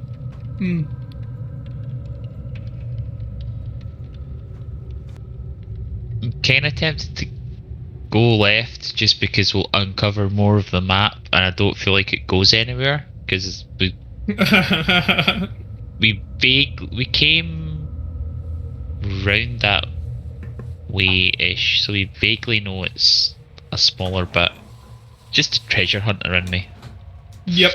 But Gotta fill the map out, right? Like, you mean you play Diablo and don't fill out Yeah. the map before you go down a level? I haven't played this series, but I've played a spin-off of this series. And I feel like this would probably absolutely trigger that for you, is the Etrian Odyssey series, where you actually have to draw your map on the bottom screen of the DS. Like, as you're going, like, the top screen is like a dungeon crawler, like a first-person dungeon crawler, and the bottom screen, you actually have to draw your map and place things to mark them. So, that'd trigger that whole, That sounds great, but also a nightmare. So I can't ever play that. Yeah, it's like some old school D&D right there. Theater of mind, and one player's drawing out the map and says, you messed up! I'd be running into a hallway. You'd be like, son of a... It went down. Oh, okay. Stairs.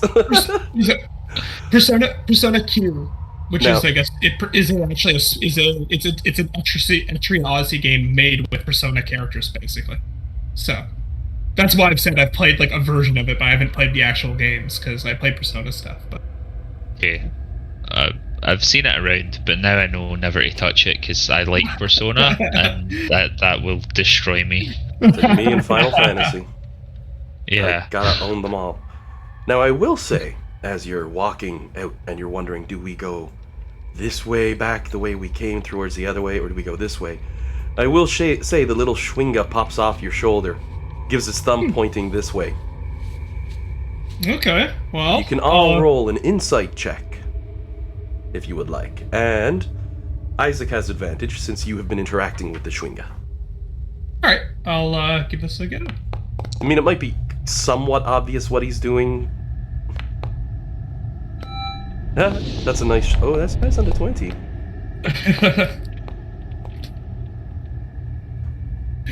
I love the look of all these dice, like, all flying into this as we're doing, like, a group set of checks. It's so nice. With your insight, you can tell the Schwinga hopped off your shoulder when you were talking which way to go in this maze next. He seems to have indicated which path will take you to the exit.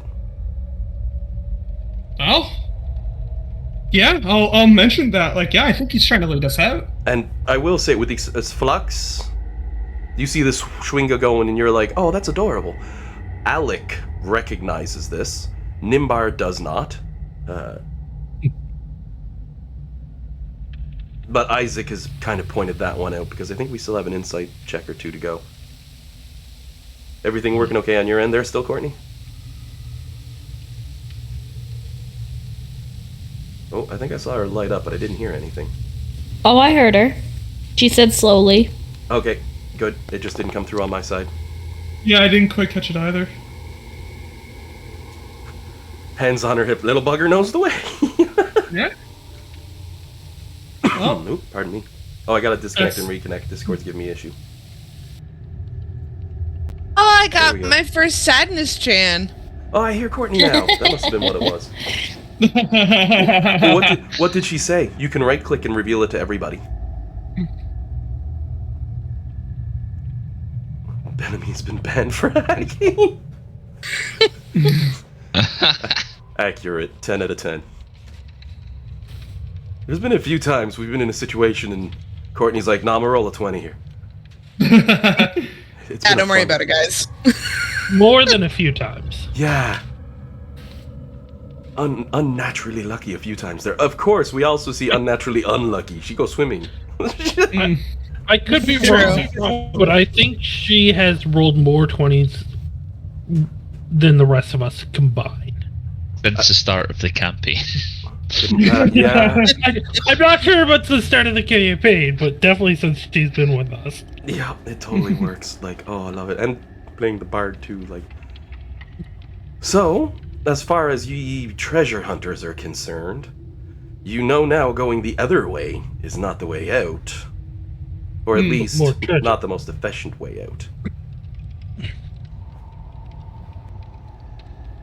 So I guess our question is do we prioritize leaving? Or do we try to see what else we can find in this terrifying place?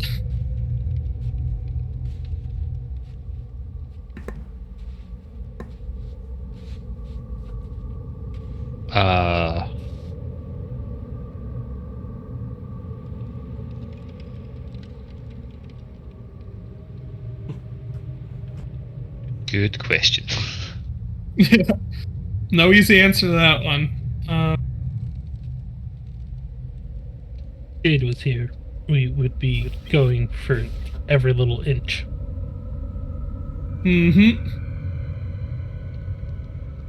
It may be for the benefit that he's not here, because this place has given us a lot of very scary encounters, and we've gotten pretty lucky so far to have been able to make it through all of them. At the same token, like, doing this, we got an artifact grade weapon. Who's to say there's not more? And as you're discussing this and saying it's not the best, there's been some things going on, Nimbar would notice a small spider, of decent size, mind you, slightly bigger than that of a tarantula, lowering down slowly on a thread and popping on top of Isaac's head. Isaac, it has beaten your passive perception check, and simply sits there. You don't even notice the spider on your head. Nimbar would, since he was the next person to talk right after with the conversation on that one, would see this happen. Don't freak out. You may have your head. And admittedly, Nimbar would have to say you may have, because once it's on top of your head, his short ass isn't seeing it. Aha! I'll just gently and slowly reach out and kind of give the spider a platform to crawl onto my head to get it off my head. And without any trouble, that's exactly what happens. Casually crawls into your hand. I'll take him, but kind of gently lower it to the floor so it doesn't, you know what I mean? Doesn't get hurt or squished or anything. As you do, you hear beside yourself, and you see the little Schwinga running and jumps through the air and lands on the back of the spider. Its front drives up and it suddenly bolts running with the Schwinga on its back. What seems to be chaos for a few moments continues as they run up the wall, across the ceiling, come down, and then land on the ground calmly. You can see the Schwinga taking a moment to scrub the top of the little spider's head, snuggling up on its back, and they both seem to curl up for a minute, while you're all sitting and deciding what to do. You find yourself thinking, good thing I didn't squish that spider, it might have broke my little Schwinga's heart. Yeah. It wasn't doing me any harm, right? Like... Lulu, looking on, just goes, "Ah, that is the most adorably horrifying thing I've ever seen." Yep. Don't like spiders, Lulu. Lulu looks oddly towards Alec as you say, and she tilts her head to the side. "Oh, why not? If you put a little ketchup on them, they're so delicious." I feel it, like, it's not across campaign, but I feel like the "you're wrong" rank coming on from my character for the other campaign we play in is a drow. So, gets a little defensive when Alistair talks about spiders being creepy.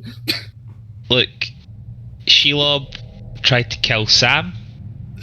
So now that's all the justification I need to hate every and all spider. Just the rules. How dare she? How dare she?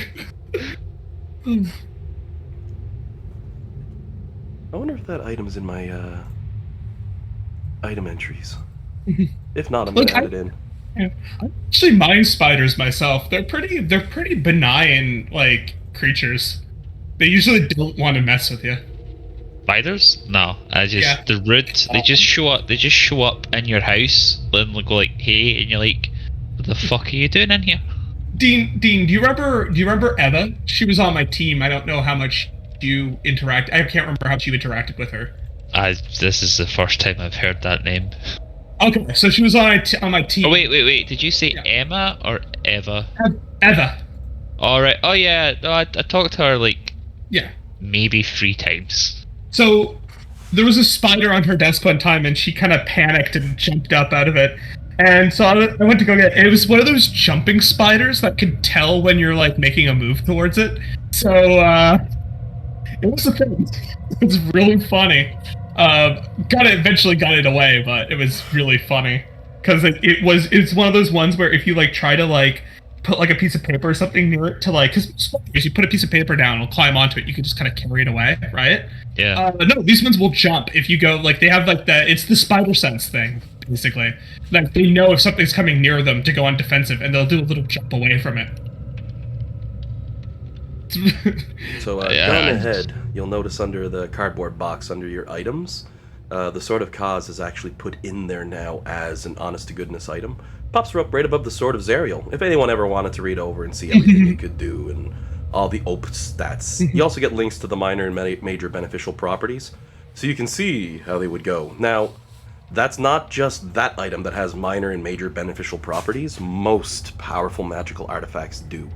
Certain lasers are there to suppress them, but I've also had ones that just made players smell bad. You might remember from the Dungeon of the Mad Mage, there was one item that cursed a player to smell like really bad.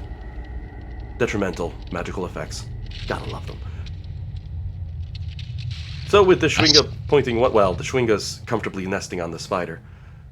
You have a decision to make, back or forward. I lean towards following the Schwinga's advice, but I know that some folks, we might be tempted to try and look for more treasures here. Oh, and I'll say for Bellamy, since you totally aced the insight check, you get the feeling that it's taking a moment to say, no, I know which way to go. I can show you which way, too. But you don't think it's going to show you too many times. So you know not to ask too many times. Or it might just leave. You know what I mean? If you come to a crossroad and say, which way's further, buddy? He'll show you maybe 2 or 3 times, but you're thinking after that they're not going to have any more fun with it, so. Since you rolled a 30, the DM basically says, him telling you which way to go has charges. Good luck. Or maybe we should follow it for now. Yeah. To another part of the maze. Yeah. I think so. I am going to go ahead and remove the Schwinga from the map. I just put it on there so I could use its mini for a minute. If something should come up that it's needed, poor Schwinga. Yeah. I'll give the guy. I'll give the little guy a pet. Like as a thank you for. Oh, he moves right back to your shoulder. Like no time at all. After he's done playing with the tiny spider, which scurries off down the hallway. In the direction he said to go. Well, spiders. I wouldn't be surprised if we saw. I mean, this is the kind of place, right? We're in a dungeon maze in hell, right? Like, it's not be surprised if we encounter, I would say, like monstrous spiders potentially. Not the most horrifying thing we could even find here. Plenty of other incredibly horrifying things we could find here. At least we could roast some spider legs up for Lulu. Oh, jeez. She just said she liked them. Lulu starts licking her lips. Oh, man. She's like, oh, I got this great recipe for beer-battered snake legs. If you want, I can give you the mini quest and we can go get the ingredients for the recipe. It'll pop up as an orange... Oh, wait. That was World of Warcraft. Never mind. So, didn't the Schwinga indicate this way, or was it? Oh, sorry. Which way did this indicate? Oh, no, the direction you are going. I had it sitting Alright. right down here. Yeah. This way, the way you came from. And the external way, it said, that's not a way. That won't lead you to the exit. Yeah. So you've decided to follow it. Now, I've got my token sent on Nimbar's, not Nimbar. I just click on that, otherwise my map won't update now. It's very strange. It must be because I'm DM and I don't have direct view, but all players should.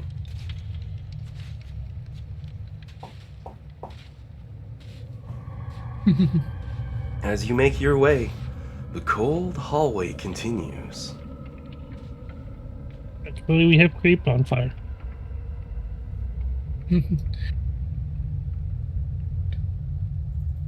I'm gonna be honest, hypersensitive to the words "make your way" now. I think John is too. You can hear John, not John, the DM of another game. Every time he says "make your way," you immediately get the response. So he's become very sensitive to it. You can hear him stop himself and re-say what he was saying whenever he starts to say it. Huh? Oh yeah, it's a standard runner. I try to use it for generic description because it works well.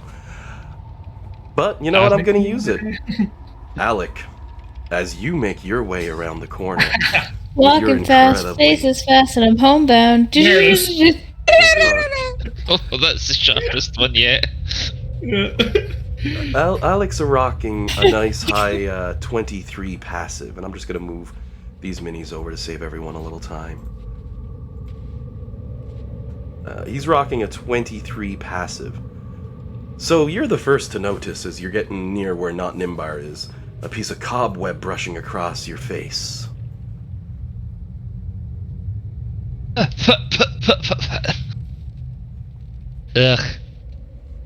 The worst Horrendous of it, creatures. as a druid, you don't even require a check for this one. Especially as a druid who doesn't like spiders. It's fresh. Not like hundreds of year old spider webs in an old crypt trying to kill you. No, very fresh. Glancing about, you can see spider webs here and there in every tiny nook and cranny, but not a lot of them. Seems you just got unlucky, or your keen sense of perception pushed you towards the strands of web that sparkle ever so lightly from the starry sky above. And I will say it's around this time the party is beginning to feel tired, fatigued, worn. You might be wondering why, but if you look at the clock, it's 4 a.m. This would be 4 p.m. in game, and you all rested until 12 o'clock, was it? Or you started at 12, and I said that's the start of a day, so you've gone now from 12 o'clock in the PM all the way to 4 a.m. That's 16 hours of your 24-hour day. You may want to consider a long rest. Yes, probably Okay. a good idea. We should find a spot. Make a tiny hut. Oh, if we make a tiny hut here, I have terrifying visions of us dismissing the hut to being encased in web. Or spiders, just We can see through the hut. like a rain of spiders, right? Because we're all sitting on the hut. Yeah. As you're all expressing your fears, Lulu, meanwhile, is just... You hear her rambling. There's a spider gumbo, a spider jambalaya, a spider crepes, a spider scrambled eggs and vinegar, beer battered spider ribs, She just seems lost in the thought of food. Poor... So, Nimbar, you should be extra careful, because spiders, the most evil of spiders, like to eat small creatures. And you're the smallest. My friend, have you never had a good conversation with a spider?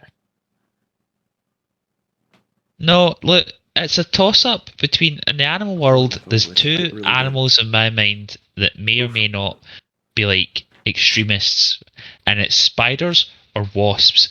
You never see a spider relaxed, okay? Even a lion, a big fierce animal, you might see it just stretched out on the grass, laying in the sun. Spiders don't relax, you can't trust them, right? They're always ready, just like, yeah, touch the web, it's ready. Just, it's not, I don't like them. Weird. That is the most valid thing. Like, I'm 100% with you. Spiders are prepared for anything all the time. But they'll leave you alone if you don't bother them. They don't want anything to do with people. Lulu So wiggling her legs. She's like, it's those 8 legs, that's the thing. No matter what, you try to get them from any angle and boom, they're ready. They're like, I'm gonna get you. Anything with more than 4 legs is A problem. Oh, have you heard of those spiders who they put their front legs up to pretend to be ants? This is a really cool thing. Like apparently actually exists. There are spiders who pretend to be ants so predators won't prey on them. Because ants apparently taste awful. Well, now it's horrifying. I'm just angry. Yeah. I saw a thing about this the other day. They like put it up. They use their front legs. They hold them up to make them look like antenna, and like their colors are like very ant-like, so it's hard to tell without looking close that it's a spider. Lulu Nope. blinks a few Don't like times. that. Well, they don't got any tricks to make themselves look like a fluffy elephant, do they? Because, oh man, I'll need that to stress. Oh man, polymorphing spider.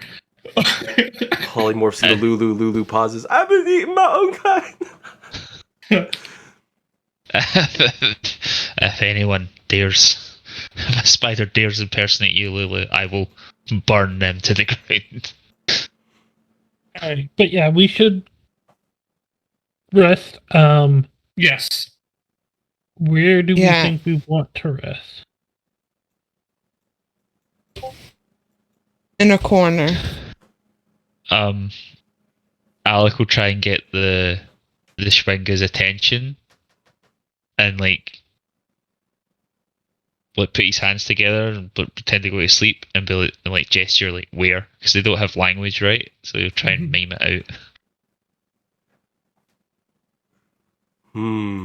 Let me take a look here.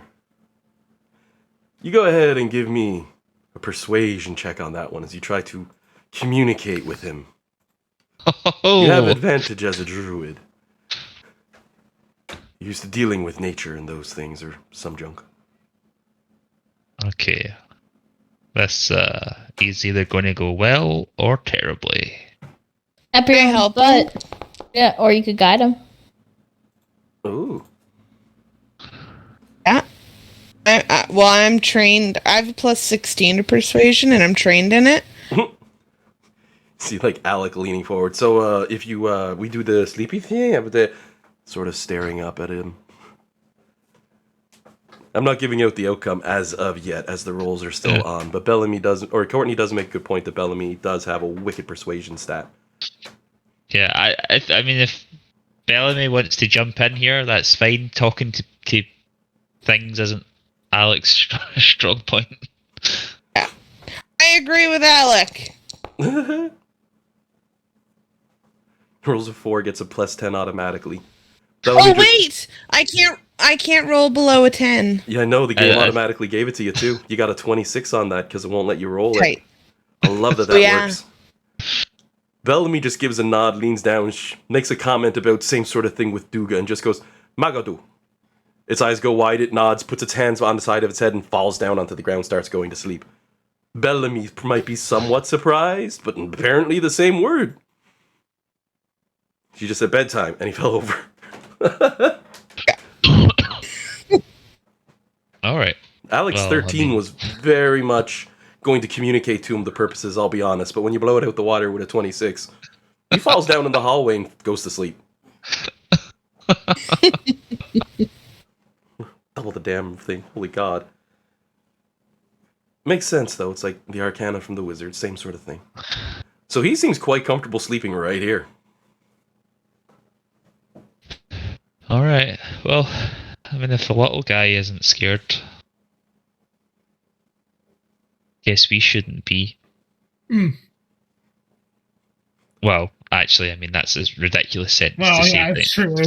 Say down here. That's actually, I was gonna say that's also he's also a what's it called, right? Like he's not. It's not exactly like his motivations and his fears and everything can be consistent with our values.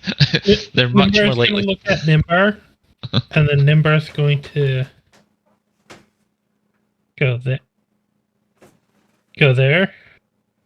and then they'll go 3, 2, 1, and they'll start reading it from their book. Are you casting Tiny Hut as a ritual? Yep. Oh yeah. Are they having a nerd off? How long does it take to cast Tiny Hut as a ritual? 11 minutes. Ah, okay. And they're having a nerd off, see who gets it first. It's a dead tie. Not Nimbar's clone is convinced he got his up first, though.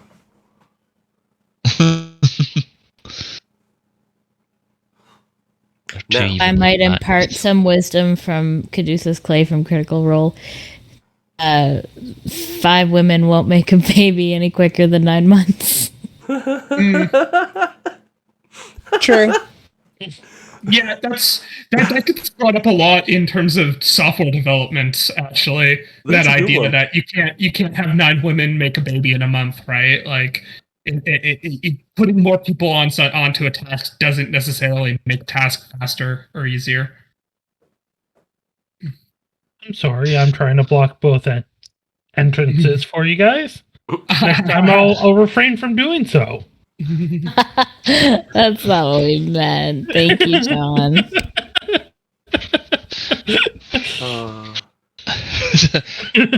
I believe the rude term for it is the rat race.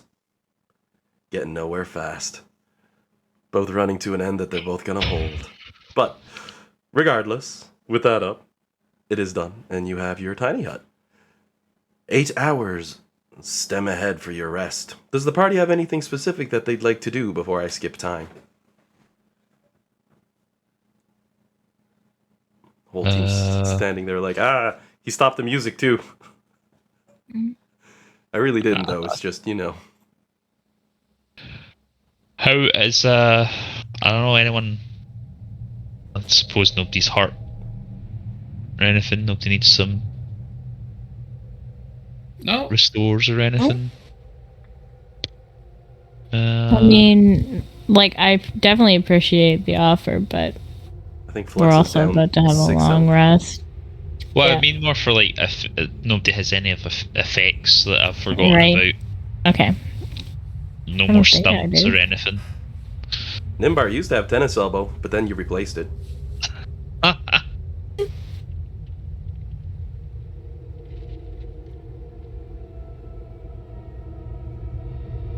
Alrighty then, well. Oh, actually, before we roll over, I guess, I got distracted the last time. I will use my staff to try and speak with the plants in the wall? And you are able to speak with them. In the standard way to commune with those spells, very basic knowledge. They don't seem to be any more advanced than your standard garden variety shrub. But that does mean you you can speak with them with that spell, yes. Okay. I didn't really have anything specific in mind. I just wanted to see if they seemed normal or were like some kind of hideous giant living monster plant based. No. They are magical by their nature, and they continue to grow like any other tree, having been in the cold of Cania for a very long time.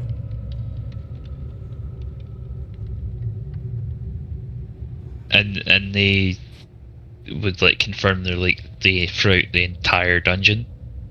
Well, maze. Yep. They were once a mighty strong hedge maze, and they continue on to grow as they are.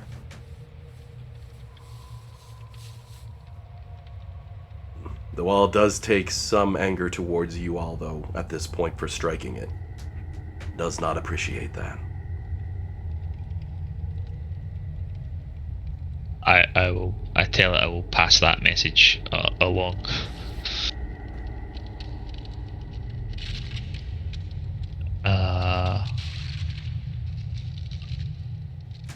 Okay, cool.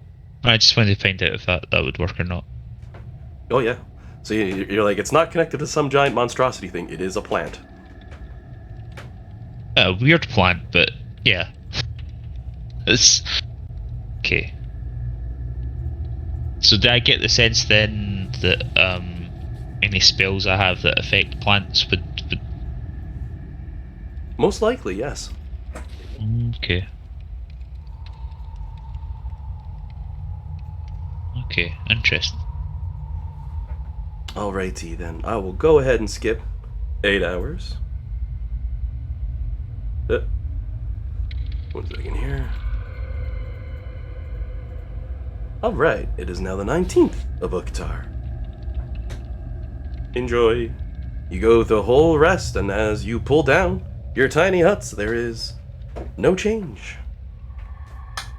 The little Schwinga gets No up, Rhaenys spiders? stretches, gives himself a scratch on the back of the head.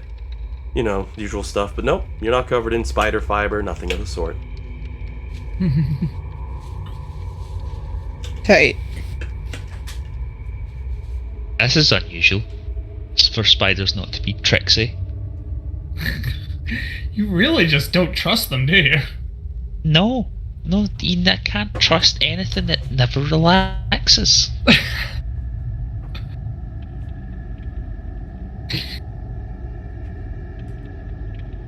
What? Well,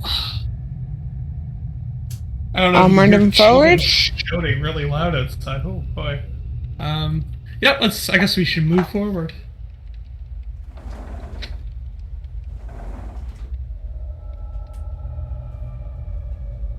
Yes. And the winding halls continue as you move, twisting and turning in front of your path.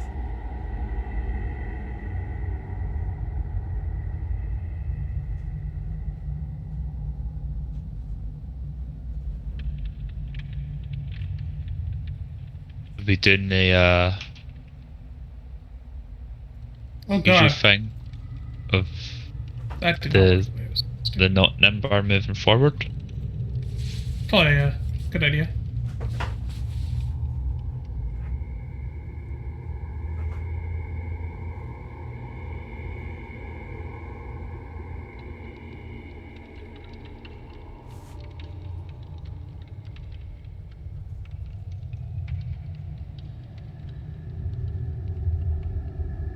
It's just a dead end, or is there anything there?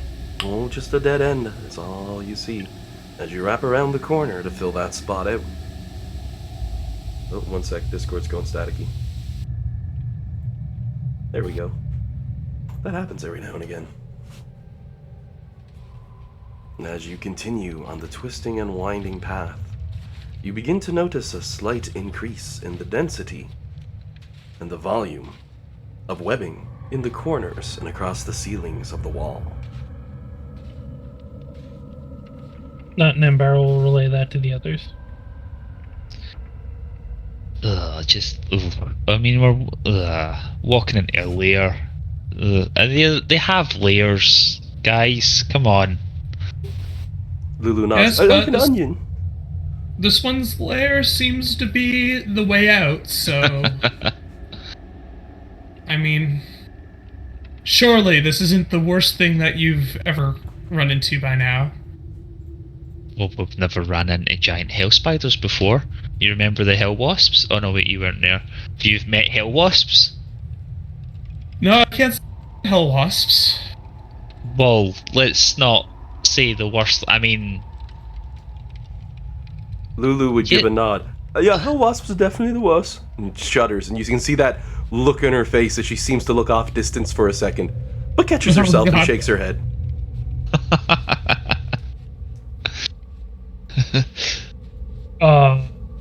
Like, if anybody read back on that chapter, you'd see the book basically paints it.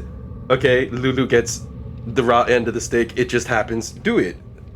I'm like, at the very least, I have to distract them with battle. If everyone see what I see, What is it that you can see? The legs of a spider I peering wasn't out. gonna say it. I didn't want to freak out anybody. just ugh. Lulu, like, hopping forward. This is the most important question. Is it alive or dead? Because if it's alive, I can't eat it.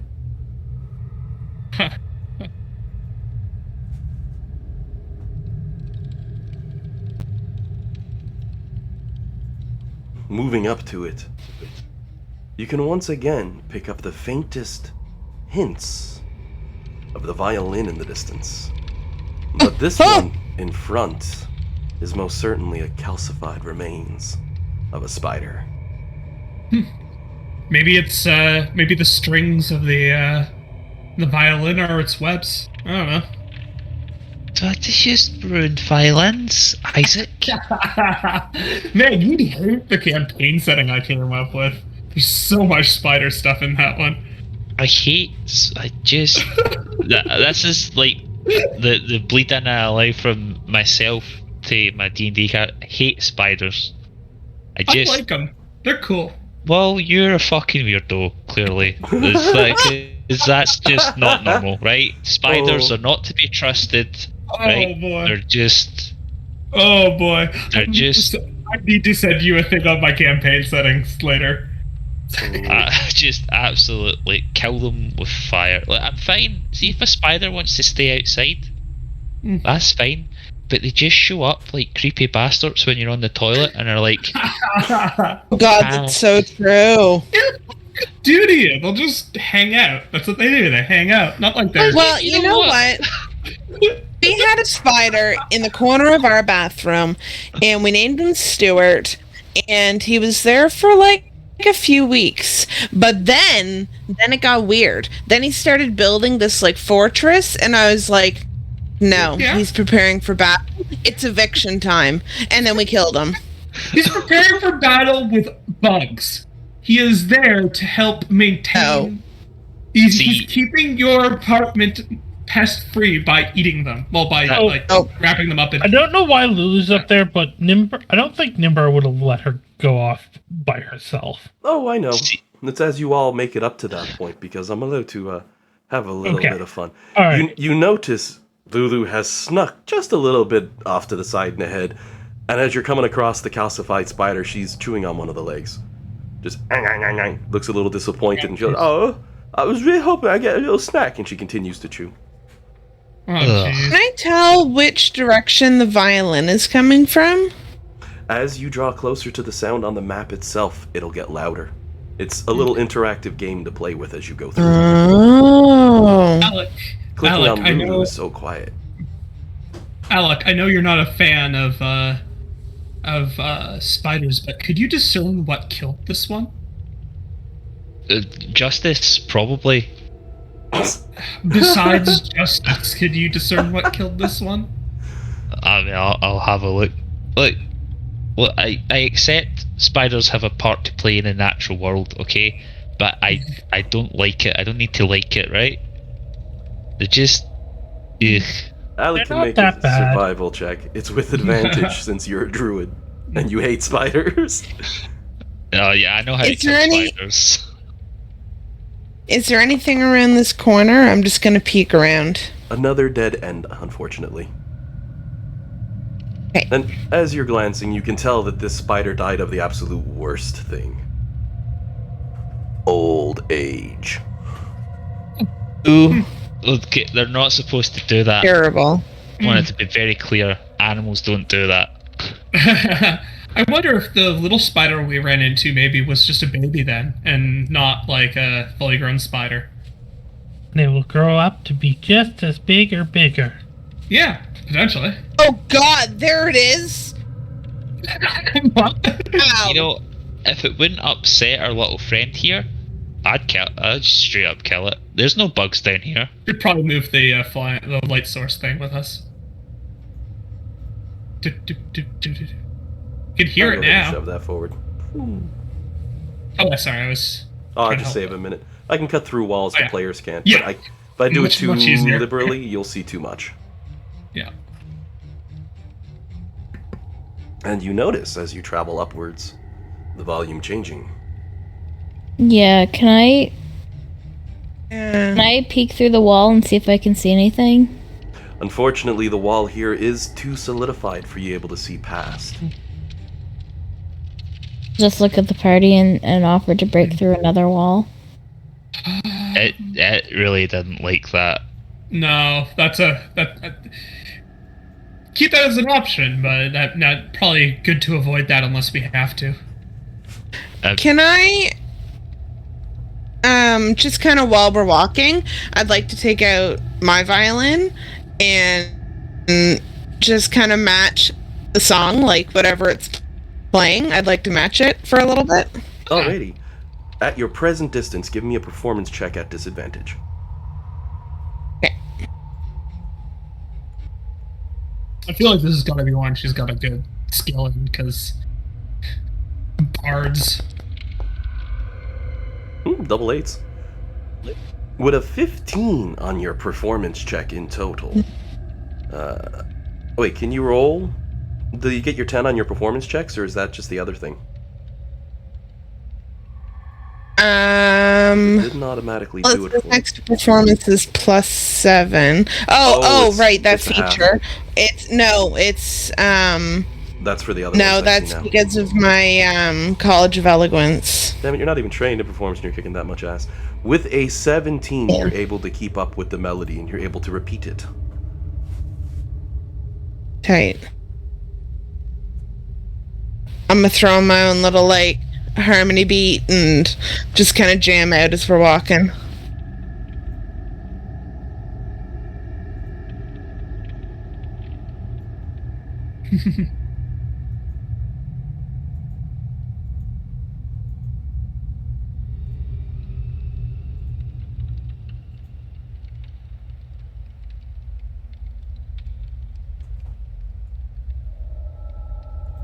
I'd do some cool stuff with that, but I'm pretty sure it wouldn't work right now with the audio system being a little messy. And as you make your way through, the amount of cobwebs begin to increase. Bellamy, meanwhile, hopping along with violin in tow. Like, this is a good melody. This is nice to play. Uh-huh.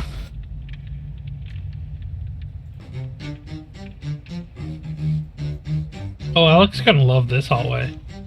Yeah.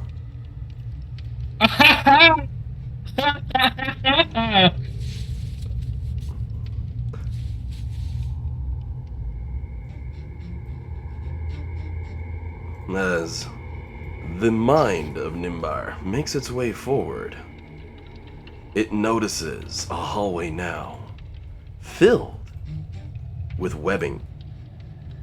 Sadly, the sound of the violin, as you can tell, now fades into the background. Small spiders rest Aw. on the nest in this room. So it's not a spider violinist. Damn. I was kind of hoping it was, because that just would have been cool. Like if this was like a function of some sort of like spider monster to like lure people. Clever. Want to make this now. I want to make a spider. This is an idea. A spider monster that using its webs creates music to lure like creatures into its web. That's pretty cool. All I had to do was throw out the Totally red making herring this for now. that I'm making a note now for this. Like this is a thing I'm working on later. That's just some messed up loaf crap is what that is.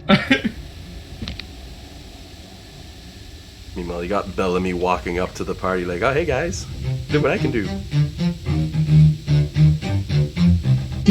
Yeah. Ooh. Yeah, that works in Ripley's. Why won't the other ones?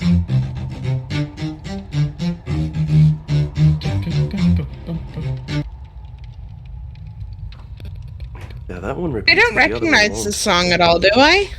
Nope. Never heard it before, ever. Okay. But you can play that part of it now for sure. Uh-huh. There doesn't seem to be any magical effect either playing the song, as it doesn't change the world around you like your music usually would. And now that you all draw close to the giant web of spiders, Lulu will be looking down, tilting her head a bit to the side. Am I allowed to eat them? Are they alive or dead? Oh, they're alive. I mean, they're scurrying everywhere. They're weird little things. Ugh. I would be cautious, Lulu. You don't want to get yourself caught up in their web. Oh, I can fly. I'm not worried. You can fly You can fly. now, but if that web is sticky and strong enough, you might not be She able to can fly. fly, once she you touch can it. fly, she can fly, she can fly, she can fly. Of course, this also means Flux is like half a step behind Lulu because, you know, Flux is just skating on ice for this whole dungeon. I'll go ahead and put Flux there. Oop. I missed.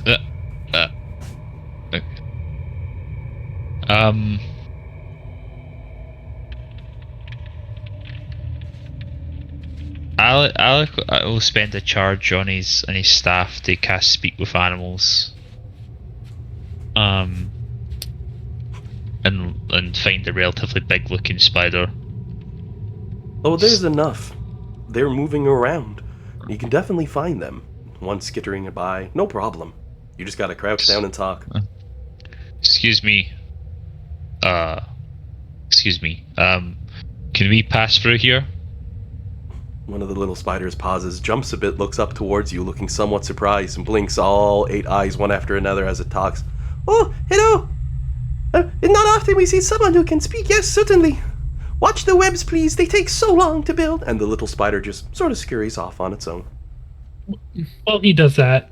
You I'm see also it communicates, however, because I'll note this as as Nimbar is looking up to do something. You'll notice that spider communicating with other spiders who look towards you before moving. In fact, they move somewhat out of the way, making a little more room for a party to be able to walk through.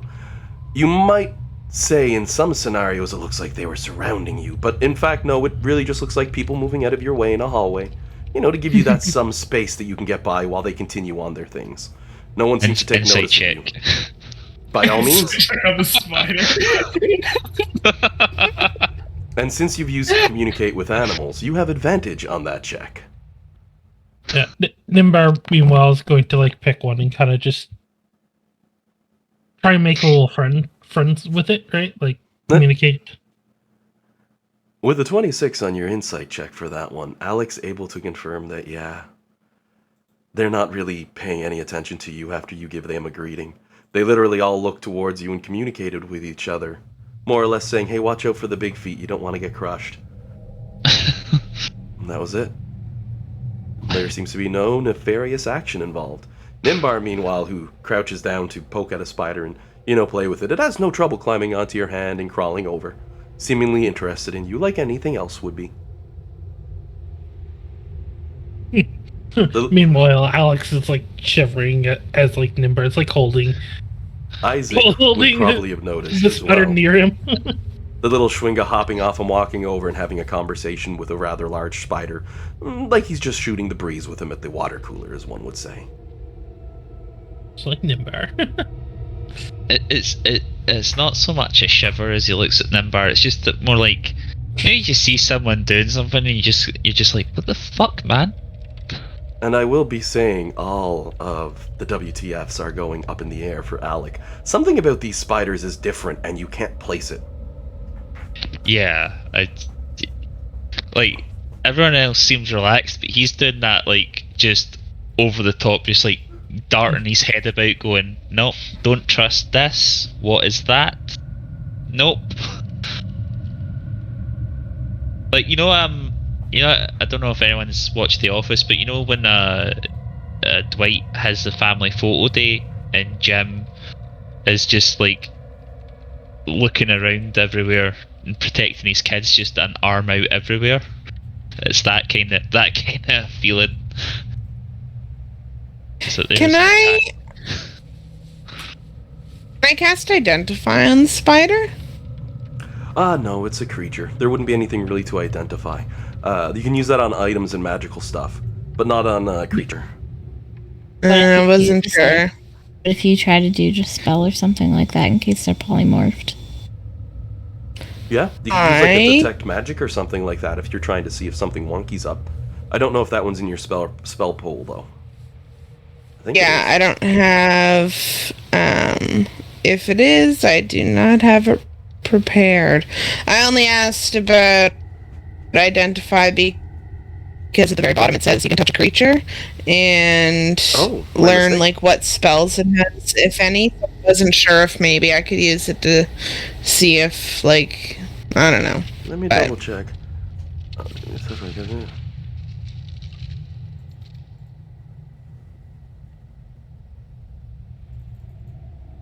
Oh, my bad. I forgot. I didn't know they could be used on creatures. It hasn't been used that way in one of my games yet. That's a surprise. Awesome. Go ahead.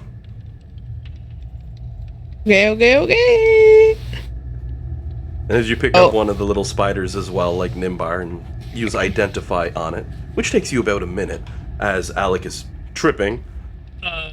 Depends. Is she casting it as a ritual or spending a spell? No, I'll burn a slot. I don't want to spend 10 minutes. 10 minutes sitting around.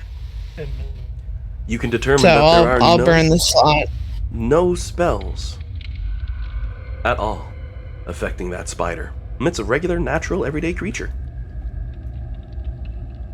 Okay. However, go ahead It as seemed you're legit. using Identify and examining it. Go ahead and give me a survival check. Ooh. Okay.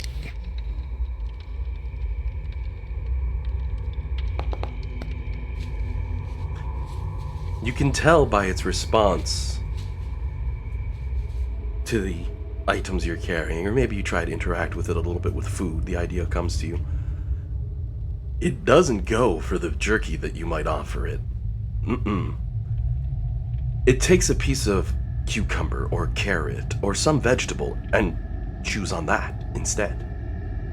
Unbelievably. Yep. With a survival check over 20, you determine that the spider's a vegetarian. Oh. Hey, guys, these spiders don't eat meat. And for Alec, indeed that would be the strange thing. You notice their nests built somewhat into the wall and have cut into the ice, and they are chewing on the actual roots that make up this maze as a food source. They don't appear to be doing any long-term damage by any means, but that appears to be how they receive nourishment. Suspicion intensifies. I also noticed Spiders are unpredictable enough. He clutches his staff tighter. Like, I noticed Alright, I missed now- a corner. No, guys. While we're going through this area, I can't cast Create Bonfire. fair point. And I will point out when Not Nimbar moved forward, there was a heck of a large spider down this way. Large creature, in fact. Not even medium-sized. Yeah, there's like two of them by the looks of it.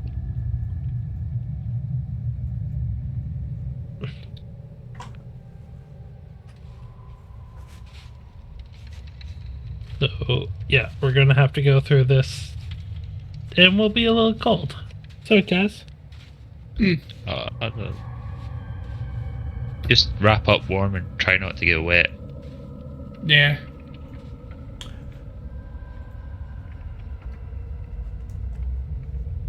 Do we... With your arrival and the movement of Not Nimbar, I will say that the large spider does move as you approach, and has moved since you left.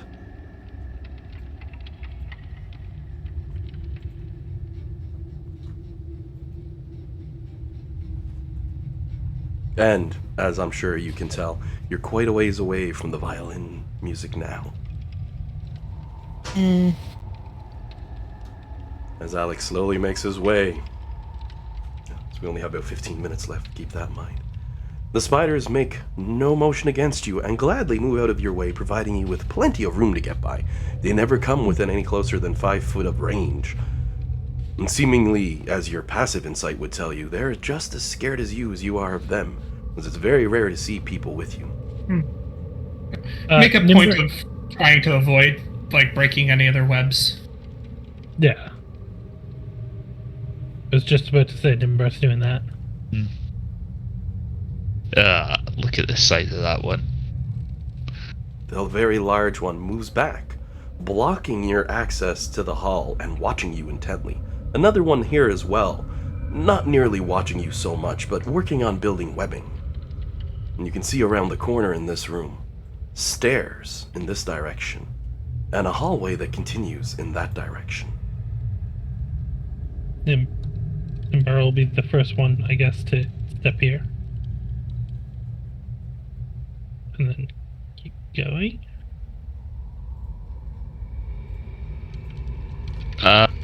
Is my speak with animals still up? Yep. I guess I will. Good morning, good afternoon. The large spider gives a nod towards you. Hello, friend. Wonderful to meet. Watch the cold. It is uncomfortable here. Yeah. Normally, your kind freezes so fast. Stay safe, friend.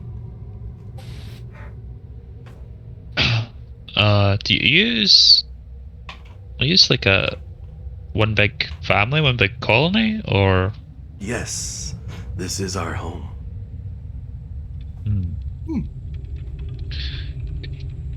Is your nest down that hallway you're blocking? Yes, the queen resides behind. We are slow to propagate, so we keep her very safe. I'm sure you understand. Oh, of course.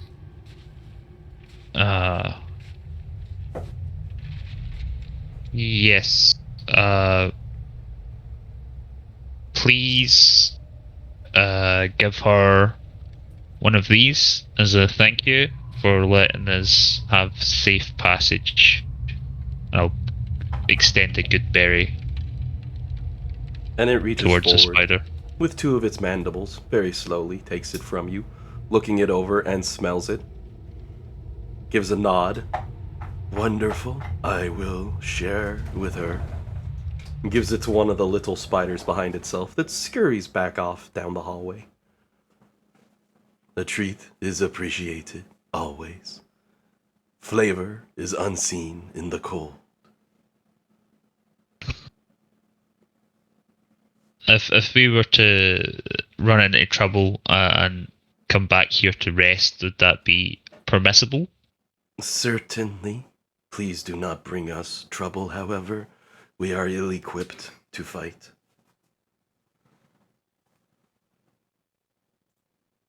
it would more be likely if we were hurt. If we wouldn't bring an enemy here. Wonderful. We wish for you safe passage in our home. It is very large, and we are not in much of it except here. Any advice, or you just don't venture No. beyond? Stay warm. That is the best advice.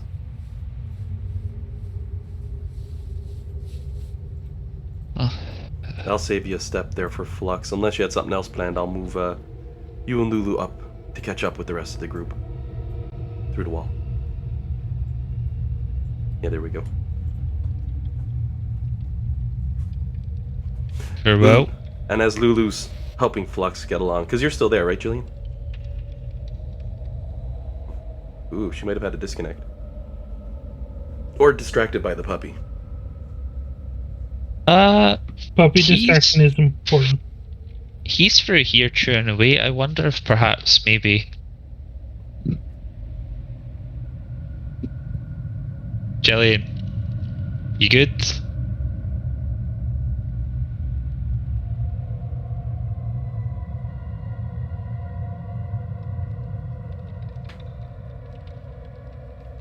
You'd fallen asleep. I was Sorry. afraid. I didn't want to be that guy and be like, ah, into the microphone. Yeah, Dean just did it in person instead. Or little dirty on my name. Could have been a little quieter. Dean's allowed to do it. No. We're not. Well, on the plus side, what you missed was Alec walking through the spider nest, communicating with them, and then basically saying, hey, we're vegetarians. Have a good day. In a nutshell. Yeah. I heard that the spiders were vegetarian. And the I wasn't queen, worried about them. way back here somewhere, he gave a good berry and they said thank you. And Lulu, dragging you along, because you know how that works, saying to you, well, if they're vegetarians, I am not going to eat them. I like my food fatty. Ugh. However, as Lulu does tug along, as we've seen from Notnimbar, there are a set of stairs at the end of this area, and the spider webs come to a drastic stop at this point, remaining in their cold environment. Did Buddy get a chance to ask them why the stairs stopped? The spiders? They just have just have a small patch of territory. They don't expand very quickly. Apparently their queen or something is somewhere in this area. I think that was what was implied. So they're kind of like are trying to keep that territory covered, I guess. Yeah, but why didn't they... Like, if they came out here... If they came from this way, right? Then, like, it would be just as quick to go up here as to go along this way. Oh, and as you all make your way back around to this area, because I'm assuming Nimbar is going to get a torch lit, I'm going to need con saves for the cold, unless you have absolute immunity to cold damage. Do we get advantage because we're resistant? You do have advantage if you have resistance to the cold. I have immunity. Yeah, you and your dragon armor. Bellamy's... Oh, wait, that's a survival check from a go. So Nimbar's fine. Flux is good. Isaac, that's not looking great. Or for Bellamy, that for a that fail? matter. Yeah. It is a fail for Isaac on that one. Same for Bellamy, and same for Copy Nimbar. Only I need to resistant. roll. I thought... Yeah, I need to roll for the other one too. Sorry. Didn't we use a wish spell for cold resistance? Yeah, We which is did, why yeah. we get advantage. Yeah, and Courtney was there, so she should have advantage. Oh, then definitely add another one if you Uh, didn't have advantage on that con save.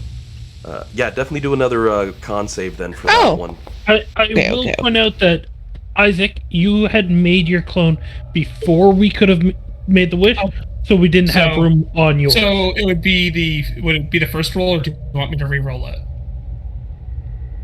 Usually it's the first roll, so in that case it's 17. Yeah. Usually, but DM Yeah. over Which- DM always, right? Which one's the Yeah. copy? The copy's the second set of rolls. So the first roll was the 12-4, and the second one was the 17-23. Well, either way, that's a pass. Yeah. Bellamy, unfortunately, has failed, as has Copy Nimbar. And I think, and Isaac himself has failed. Oh. In that context, I'm gonna try Chronal Shift to reroll my con save. Alrighty. But this would just be normal because it's just one dice roll. Okay. Oh. Even worse. You teleport Yeah. to a dimension that's even colder than this one. Unbelievable. You all take... Lulu says you take 13 points of cold damage. Lulu rolled me 2 1s. That's not cool, Lulu. Don't steal my rolls. Meanie. 13 points of cold damage, and that's with reduction taken in. There is no reduction to this damage.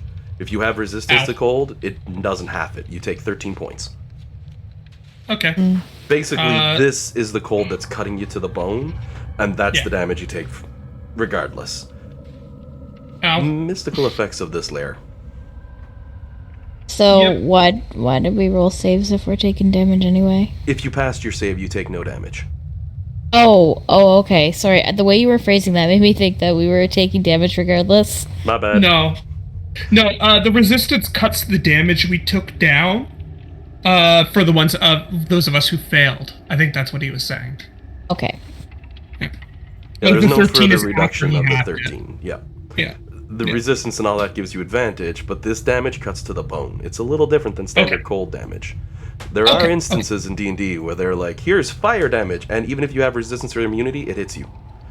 That does happen, and the cold of Cania, well, I do that with that. I just give you a lot of bonuses because you all have a lot of resistances for it. Outright immunity, however, is outright immunity to this cold. And at this point, since you're back into the bonfire of Nimbars, it's no longer an issue. Just that one hit of cold damage. There's a small set of stairs leading up to, again, a dry path out of the ice. Lulu gives a huff, nods at Flux. Oh, don't worry, I got you. You hang on, I'll lift you up. Give Lulu a kiss on the head. That takes most of her effort. Like, you know, she's sitting on your shoulder after you get up to the top level, but she can get you up. Anyone else, you're going to have to explain how you get up there, because going over these ice-covered stairs is exceptionally difficult. I'll crawl up on my hands and knees. Alrighty, I'll give you advantage on a dex save as you go up. Okay. Copy Nimbar is just going to walk along the wall, Yeah. and Nimbar has They've been flown. reduced and is floating up on a mage hand. Yep. Bellamy. I have a. Oh, sorry. Bellamy with an 18 makes it up, no problem. Muttering along the way how it's not comfy, but the view on top might cheer you up a little. And what was that for Kieran? So, was it Simulacrum and Isaac nod to each other? Isaac is going to point his staff of the Magi at Simulacrum and use telekinesis and just ferry him up. And then once that's done, they're going to toss the staff up and they're going to do the same thing the other way. So 2 casts of telekinesis to just carry each other up it. Do you remember the staff requires attunement? Yep. So, Oh shit, you're right. That is the problem. Well, I'll get the clone up. That's the problem. Separating the two as different characters in my mind is the problem there. Once we're up here, once you're up there, Flux though, can hold a rope to help Yeah. the others. They also both have a ring of free action. So, like, Oh, I have the ring of Well, free that'll action. help, I sure. think we determined last time it didn't help with the stairs. Yeah, I think it helped with like the flats, but the stairs were. Yeah, In and they of didn't. themselves, They a counted challenge. as a hazard that was like different than. but Ring yeah, of with free the- action just prevents difficult terrain. The stairs themselves are a specific hazard. If you traverse them on foot, you have to roll a dex save. The difficulty of that dex save might change depending on your actions, or you might get advantage. Like having the ring of free action might be reducing that DC. There's a lot of stuff I do behind the scenes. Which is why traps like these usually Yeah. these are more of a pain in the ass than they are of anything else. Are we going up or down the stairs? Up. Oh, can I guide myself and just try and jump them? I think me and Flux did that last time. With your strength score of 10, you're able to clear. Yeah, that's just about enough because it's about at the top because we're almost out of time here as well. I just displayed that just to get the charges off the staff. Yep. Oh, you don't even need the check. It's a number of feet equal to your strength score, so your character can make it. And since you're not jumping onto difficult terrain, you can basically follow along easily enough. Yeah. If someone's willing to offer me a rope or something, I'll climb it with support. Yeah, Flux will tell everyone to clear the wall. She'll dig one of her magical weapons into it for an anchor, because my Discord can't messed pull up. him if there's no friction. Lulu's So like taking I'll- some of the rope off, passing it over for Flex. You got this. Yeah, just make sure everyone's clear before I do it in case there's damage. I'll anchor the rope and throw it down for him. And anchoring the rope and throwing it down, you have no trouble getting up. That'll give you advantage on your athletics check to climb up them stairs. Alright. It's still gonna be awful, but let's see, advantage. I rolled a 10. Well, you make it up. Slipping and sliding the whole way, looking like a Goofy movie as it was. Meanwhile, as you're doing that, I will say, as you walk into this room, ignore the fire pit that's here. I couldn't get one that looked nice without it, so we got fire, but there's no fire. As you walk into this room, every step you take in, you find it's a little bit warmer than the last. Stepping back, it gets colder. But you quickly notice the 3 rocks inside of this sand garden seem to be radiating heat naturally. Not enough to make this room non-freezing, but instead of being, I don't know, something like negative 60, 80, 90 degrees Celsius, it's more like negative 5 or so here. You can see in the stonework as well as Bellamy walks forward what looks like an old hopscotch jump, and Nimbar copy was standing on top of what looks like an old game of X's and O's. You also see some beddings set up, though fairly well worn, and an old picnic table in this area. Beyond that, silence.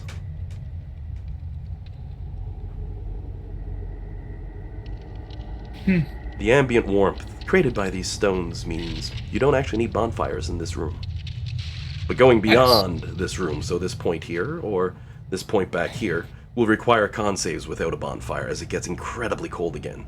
These stones, some form of magically imbued stone it would seem, radiate heat outward, to make this room somewhat more comfortable. Yeah, we can't bring them with us. Lulu, looking around, gives a bit of a scoff and says, "Oh, well, now this would be a great place to take a little nap." Oh, well. I was thinking that too. Yeah. So I'm playing hopscotch. Yeah, I can see that. Bellamy walking up, throws a stone, jump, jump, jump. Lulu looks confused. "I don't know that game. It looks kind of fun, though. But I got 4 Oh, come legs. over, I'll How's that show work?" you. And, of course, in a heartbeat, Lulu's, like, making her way, hops on one. "Okay, I got this."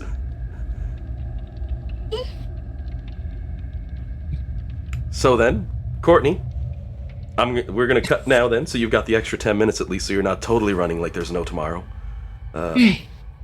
Give you a minute of a breather before you have to go, because, well, you've got things. You got that gender reveal for 2 o'clock. More mysteries. Yeah. The day is full of Oh, mysteries. I already know. I'm the one who's... I baked cupcakes, so I already know what it is. Oh, awesome. Is it just like 1 or 2 cupcakes that are colored, or all of them? No, I'll post in the Discord what the cupcakes look like. Awesome. I'm being careful Just not asking Courtney, for color. Remember, keep the gender reveal in check. We don't want to burn down the forest or anything. Yeah. We're East Right. Coast. we're not that crazy. I know. I just like Oh, I'm sorry, that was ridiculous to see, so I have to make fun of it. sometimes It's amazing how that's become a thing now, like gender reveal, like the jokes, just because like such a hilariously disproportionate amount of damage for something so stupid, right? Like something so like minor of like a thing to cause so much harm. Like Those are some America. impressive looking cupcakes. Thanks. I have this like just kind of weird natural ability to bake. I don't know very where nice. got like it that. from, but Talk about Yeah. Lotto. I really like that. That's clever. That is something I can't do. yes, that's very nice. I do not have the patience to Oh. measure everything properly, and then Yeah, everything I like has that. to be exactly the right time. No, I can cook yeah, because cooking you do by feel, not by science. Yeah. So yeah, I Courtney, can't cook. that's the same thing. Theoretically, if we go to pick up the crate after the gender reveal party and everything like that, and there's still a cupcake left over, Oh my god! Like you're like a Oh, yum, fucking yum. vulture. I will put one aside. you don't have to save one. Don't save one. Oh, I'm pretty sure I there'll saw be that, and I was some like- left. The icing on About those. you, The icing on those. How did you do those? I was just curious. Like, how's the? With a bag.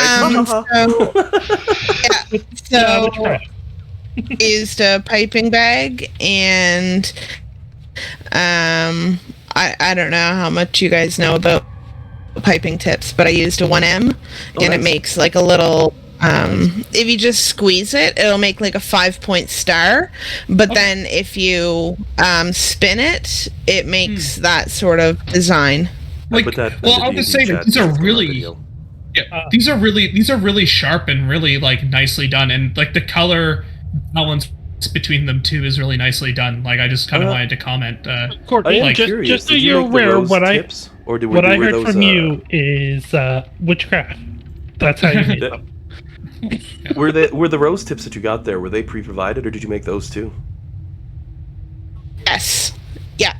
No, I didn't make the roses. I bought them. I'm not that talented. I was looking at first, and I'm like, But, oh yeah, they uh, look like they got the same flow. But then I noticed they were oddly identical, and I'm like, wait a second, Yeah. she's tricking me.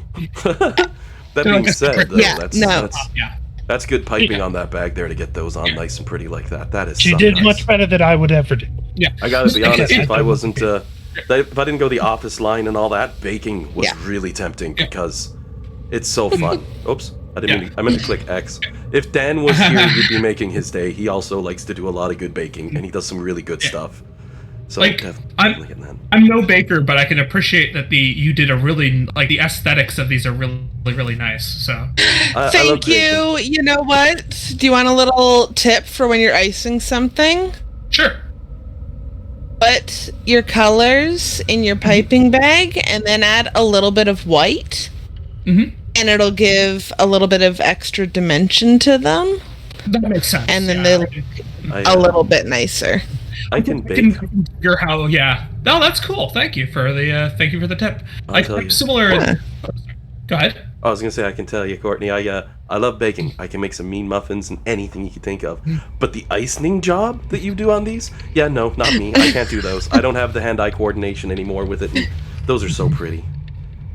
Yeah.